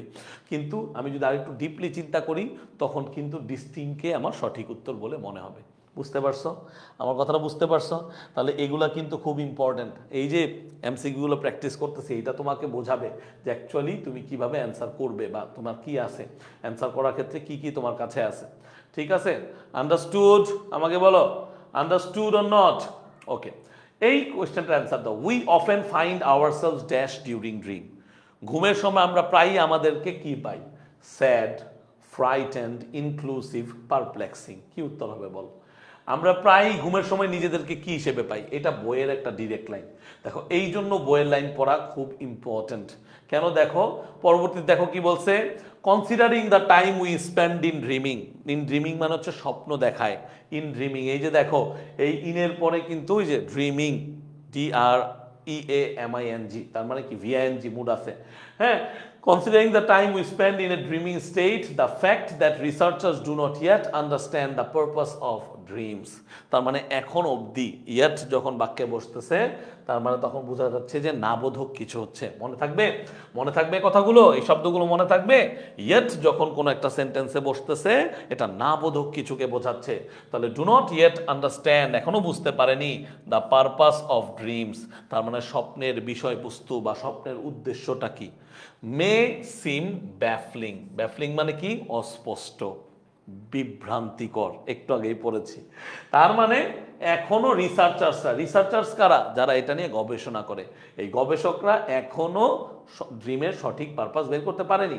হাউএভার, যদিও, একটা কানেক্টর, হাউএভার, মোরওভার। তাহলে হাউএভার মানে কি বলো, আমাকে বলো, হাউএভার মানে কি? যদিও। মোরওভার অধিকন্তু, মানে তার উপরে। তাহলে হাউএভার বুঝো তো কখন বসে? আমি বলে দিচ্ছি, মনোযোগ দিয়ে শোনো। হাউএভার তখনই বসে যখন আগের বাক্যটার সাথে পরের বাক্যটার একটু অমিল থাকে। অর্থাৎ আগের বাক্যটাকে ধরে পরের বাক্যে যদি আমি একটু ডিফারেন্ট কোনো একটা তত্ত্ব বা ডিফারেন্ট কোনো একটা মোটিভ বা উদ্দেশ্য আমি প্রকাশ করি, তখন সেখানে আমরা হাউএভার নামক কানেক্টরটা বা অ্যাডভার্বটা বসাই। আর মোরওভার হচ্ছে কি? একটা লাইন যেটা আগে আমরা লিখছি তার সাথে আরও কিছু অ্যাড করে সেই ঘটনাটাকে ত্বরান্বিত করা বা সেই ঘটনা সম্পর্কে আরও বিস্তারিত লেখা আমরা যখন লিখি তখন আমরা মোরওভার লিখি। বুঝতে পারছো? তাহলে হাউএভার কেন লিখছে? তার কারণ আগের লাইনের সাথে এখানে একটা কিছু অসঙ্গতি আছে। তাহলে দেখো, হাউএভার ইট ইজ ইম্পর্টেন্ট, এটা গুরুত্বপূর্ণ দেখো এখানে কি আছে, এখানে ইজ আছে, বি ভার্ব, বি ভার্বের পরে অ্যাডজেক্টিভ হয়, বি ভার্বের পরে কি হতে পারে, অ্যাডজেক্টিভ হয়। আর এই বি ভার্বকে তখন লিঙ্কিং ভার্ব বলা হয়। কি বলা হয়, লিঙ্কিং ভার্ব। মনে থাকবে? তাহলে লিঙ্কিং ভার্ব হচ্ছে সে সকল ভার্ব যাদের পরে অ্যাডজেক্টিভ বসে। লিঙ্কিং ভার্ব হচ্ছে সে সকল ভার্ব যাদের পরে অ্যাডজেক্টিভ বসে। তাহলে it is important to consider. তাহলে ইম্পর্টেন্ট যদি অ্যাডজেক্টিভ হয়, এর নাউন ফর্ম হচ্ছে ইম্পর্টেন্স, পরীক্ষায় আসতে পারে, মনে থাকবে। নাউন ফর্ম হচ্ছে ইম্পর্টেন্স। তাহলে it is important to consider that science is still unravelling the exact purpose. তার মানে সায়েন্স কিন্তু এখনো ট্রাই করছে উদ্ঘাটন করার। তাহলে তুমি দেখো এই শব্দটা তুমি যদি একবার শিখে ফেলো, আর কি জীবনে ভুল করবা, আর কি ভুল করবা। ধরো তুমি এই শব্দের অর্থটাও জানো না, কিন্তু ভাইয়া যে পলিসিটা তোমাদেরকে শেখালাম, যে একটা শব্দের অর্থ না জানো, কারণ আগের লাইনটা থেকে তুমি এটার একটু ধারণা নিতে পারো। তার মানে আগের লাইনে যেহেতু বলছে ডু নট ইয়েট আন্ডারস্ট্যান্ড, তার মানে এখনো বুঝতে পারতেছে না, এখনো তারা কি বিভ্রান্তিতে আছে, এখনো তারা ডিসিশন নিতে পারছে না যে আসলে আমরা কেন স্বপ্ন দেখি। What are the purposes of dreams, what is the purpose of dream. তাহলে সেই ক্ষেত্রে অবভিয়াসলি সায়েন্স মানে কি, বিজ্ঞান, বিজ্ঞান এখনো চেষ্টা করতেছে, স্টিল একটা অ্যাডভার্ব, আনরাভেলিং তার মানে কোনো কিছুকে উদ্ঘাটন করা। সো এই শব্দগুলো না মুখস্থ করে শেখা যায় না। এখন তুমি যদি মনে করো যে আমি টেক্সট ভোকাবুলারিটা নিব, ভোকাবুলারিটা নিয়ে ভাইয়া আমি একদম কাঁপাই দিব, কি কাঁপাই দিব, এই যে দেখেন মিয়া, এই যে আমি আনরেভেল পাইছি, যে দেখছেন আনরেভেল হচ্ছে একটা ভার্ব, আনরেভেল মানে উদ্ঘাটন করা, আনরেভেল হচ্ছে কি একটা ভার্ব, আনরেভেল মানে উদ্ঘাটন করা, রিজলভ করা, এক্সপ্লেইন করা, ঠিক আছে। সো আমি আনরেভেল পেয়ে গেছি, এখন আর কি লাগে আমাদের। সো জিনিসটা এরকম না, ইটস নট দ্যাট ইজি। এটা মুখস্থ করে তুমি শিখতে পারবে না, এটার ব্যবহার থেকে শিখতে হবে। এই জন্য ভাইয়া থিম প্যাসেজ পড়ার ক্ষেত্রে এত ইম্পর্টেন্স দেই। তাহলে science is still unravelling the exact purpose, তার মানে কি, এক্সাক্ট পারপাস মানে সঠিক কারণটা, এক্সাক্ট হচ্ছে এখানে অ্যাডজেক্টিভ, পারপাস হচ্ছে এখানে একটা নাউন। তাহলে এক্সাক্ট একটা কি, এক্সাক্ট হচ্ছে একটা অ্যাডজেক্টিভ, পারপাস হচ্ছে একটা নাউন। পারবা না এই জিনিসগুলো বুঝতে পারবা। অ্যান্ড ফাংশন অফ স্লিপ, স্লিপের ফাংশনটা তাও বের করার চেষ্টা করতেছে। Some researcher suggest that dream serve no real purpose. কিছু রিসার্চাররা কি বলেছে, কিছু রিসার্চাররা বলেছে যে ড্রিম কোনো ধরনের রিয়েল পারপাস মানে কোনো সঠিক উদ্দেশ্যই তারা দেয় না। হোয়াইল আদার্স, তাহলে এই হোয়াইলটা কিন্তু একটা conjunction, while others believe that dreaming is essential to mental. তাহলে দেখো এসেনশিয়াল টু, আমরা অনেক সময় কনফিউজ হয়ে যাই, এসেনশিয়ালের পরে ফর হবে না টু হবে। বেশিরভাগ ক্ষেত্রে আমরা দেখি যে টু ব্যবহার করা হয়, ফরও সঠিক বা টুটাই অগ্রাধিকার বেশি পায়। তাহলে ড্রিম ইং ইজ এসেনশিয়াল, তাহলে ড্রিমিং ইজ, শিখে রাখো, শিখে রাখো, ড্রিমিং হচ্ছে কি ভার্বের একটা স্পেসিফিক ফর্ম যার নাম হচ্ছে জেরান্ড। জেরান্ডের পরে সিঙ্গুলার ভার্ব হয়, জেরান্ডের পরে সিঙ্গুলার ভার্ব হয়। Dreaming is, walking is, dancing is, swimming is, মনে থাকবে, আর কিন্তু হবে না। তাহলে এটা কিন্তু রাইট ফর্মস অফ ভার্বসের জন্য ইম্পর্টেন্ট। ড্রিমিং, জেরান্ড, জেরান্ডের পরে সিঙ্গুলার ভার্ব। তাহলে dreaming is essential to what, mental, emotional and physical wellbeing. Next let's learn more about some of the most prominent dream theories. ঠিক আছে, তার মানে এখান থেকে আমরা এমসিকিউ গুলো অর্থ এখন কি পাবো বলো। উই অফেন ফাইন্ড আওয়ারসেলস, কি হবে দ্রুত বলো, উই অফেন ফাইন্ডস আওয়ারসেলস, দ্রুত বলো, দ্রুত বলো, যে আছো, যে ক্লাসে জয়েন করেছো দ্রুত বলো এইখানে অ্যান্সারটা কি হবে। আমরা প্রায়ই আমাদের ড্রিমিং এর ক্ষেত্রে কি পাই, উই অফেন ফাউন্ড আওয়ারসেলস, কি অবস্থায় পাই, দ্রুত বলো, দ্রুত অ্যান্সার বলো। এই একজনও কমেন্ট করতেছে না, কমেন্ট করো, কমেন্ট করো।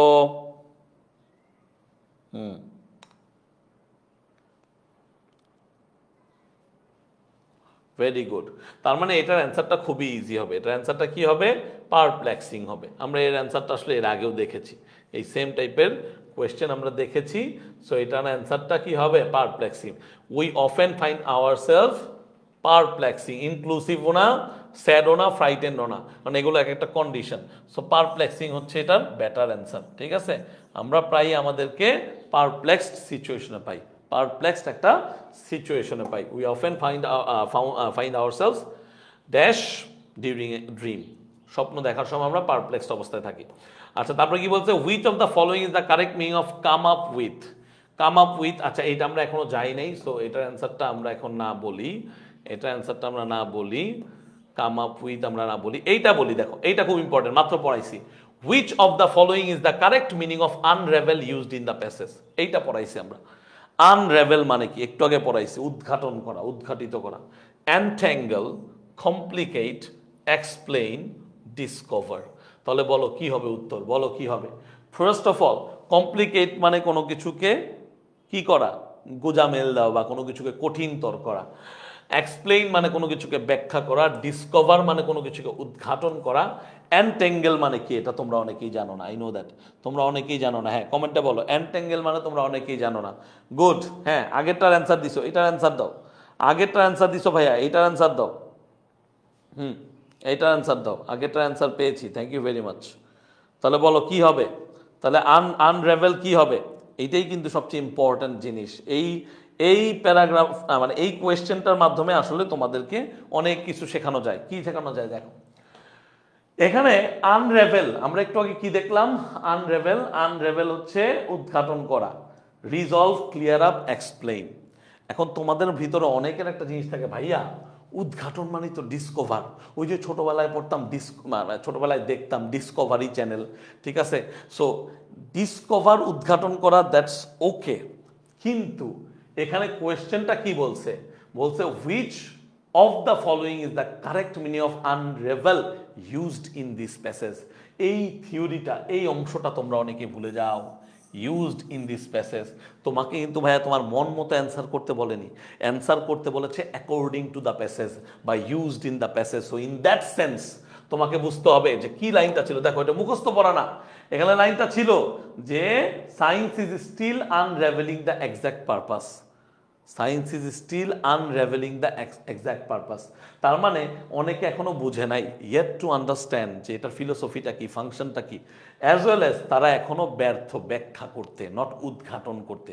দেখো, এখানে ড্রিম এর কোনো কিছু উদ্ঘাটন করার সাথে কিছু নেই। উদ্ঘাটন হয় নতুন কোনো একটা জিনিস, অর্থাৎ যেটা কেউ জানতো না। ড্রিম সম্পর্কে আমরা সবাই জানি। সো এখানে ড্রিমের পারপাসটা এক্সপ্লেইন করা অর্থে বোঝাচ্ছে, অর্থাৎ এখানে আনরেভেলিংটা কখনোই ডিসকভার অর্থে ব্যবহৃত হয় নাই। এখানে আনরেভেলিংটা মূলত এক্সপ্লেনেশনটা জানার জন্য বা এক্সপ্লেইন করার উদ্দেশ্যে ব্যবহৃত হয়েছে।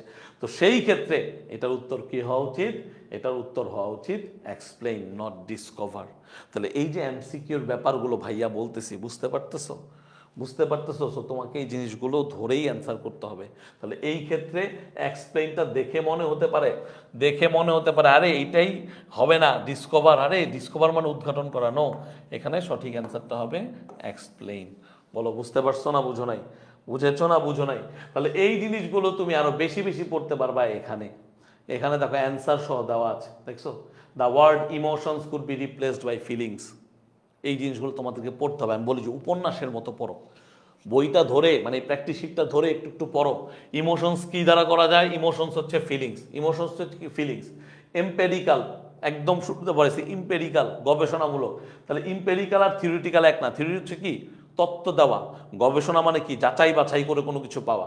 তাহলে অবশ্যই ইম্পেরিক্যাল হচ্ছে কি ফ্যাকচুয়াল, মানে যেখানে ফ্যাক্ট আছে, যেখানে সত্য ঘটনা আছে। ফ্যাক্ট মানে কি ট্রু ইভেন্ট, ফ্যাক্ট মানে হচ্ছে ট্রু ইভেন্ট, ঠিক আছে।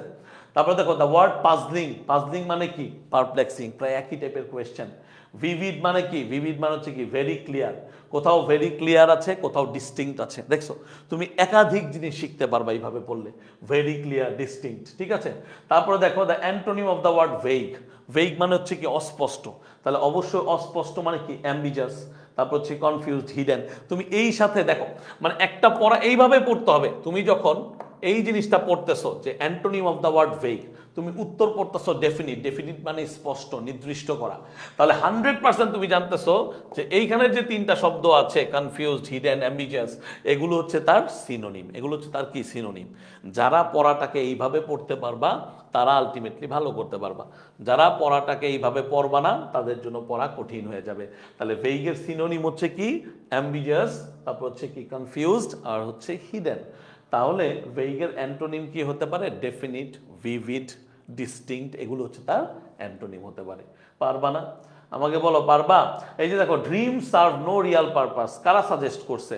সাম রিসার্চার্স, একদম বইয়ের লাইন হুবহু, এটাই পরীক্ষায় আসতে পারে, এইভাবে আসতে পারে। ব্যাফলিং এর অর্থটা কি প্যাসেজ অনুযায়ী পারপ্লেক্সিং, ঠিক আছে। তারপরে perspective could be best replace by কি ভিউ পয়েন্ট। আমরা যে পার্সপেক্টিভ করি না, এর মানে হচ্ছে কি একজন মানুষের ভিউ পয়েন্ট, অর্থাৎ সে কি ভাবতেছে, তার ভিউটা কি। বলো বোঝা গেছে এই পর্যন্ত? এই পর্যন্ত সবাই বুঝতে পারছো? বলো, এই পর্যন্ত সবাই বুঝতে পারছো? কারো কোনো কোয়েশ্চেন আছে? কোয়েশ্চেন থাকলে করে ফেলো, কোয়েশ্চেন থাকলে করো। তাহলে ভাইয়া এখন হচ্ছে একটা ব্রেক দিব তোমাদেরকে, এখন একটু ব্রেক দিব।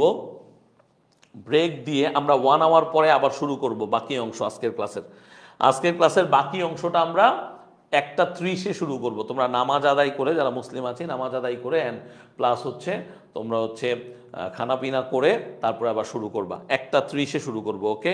কারো কোনো কোয়েশ্চেন থাকলে এখন বলো। এই অংশটার ভিতরে কারো কোনো কোয়েশ্চেন থাকলে বলো, দ্রুত বলো। কারো কোনো কোয়েশ্চেন থাকলে বলতে পারো। কারো কোনো কোয়েশ্চেন আছে? কারো কোনো কোয়েশ্চেন আছে? তাহলে এই যে ব্যাপারটা, এই যে পড়ার মানে ধরনটা, এইটা আমাদেরকে বুঝতে হবে। আমি যদি কোয়েশ্চেন প্র্যাকটিস করতে থাকি, বুঝতে থাকি, তাহলে আমি পারবো, তাহলে আমার পক্ষে ভালো করা সম্ভব হবে, okay? So thank you very much. আমরা গ্রুপে জানিয়ে দেবো হোয়াটসঅ্যাপে যে 1:30টায় আমরা আবার ক্লাস শুরু করব। সো যারা লাইভে দেখতে চাও তারা অবশ্যই 1:30টায় চলে আসবা অ্যান্ড আমরা ক্লাসটা শেষ করে ফেলবো 1:30 থেকে করে। So thank you very much for joining. See in the next part. আল্লাহ হাফেজ।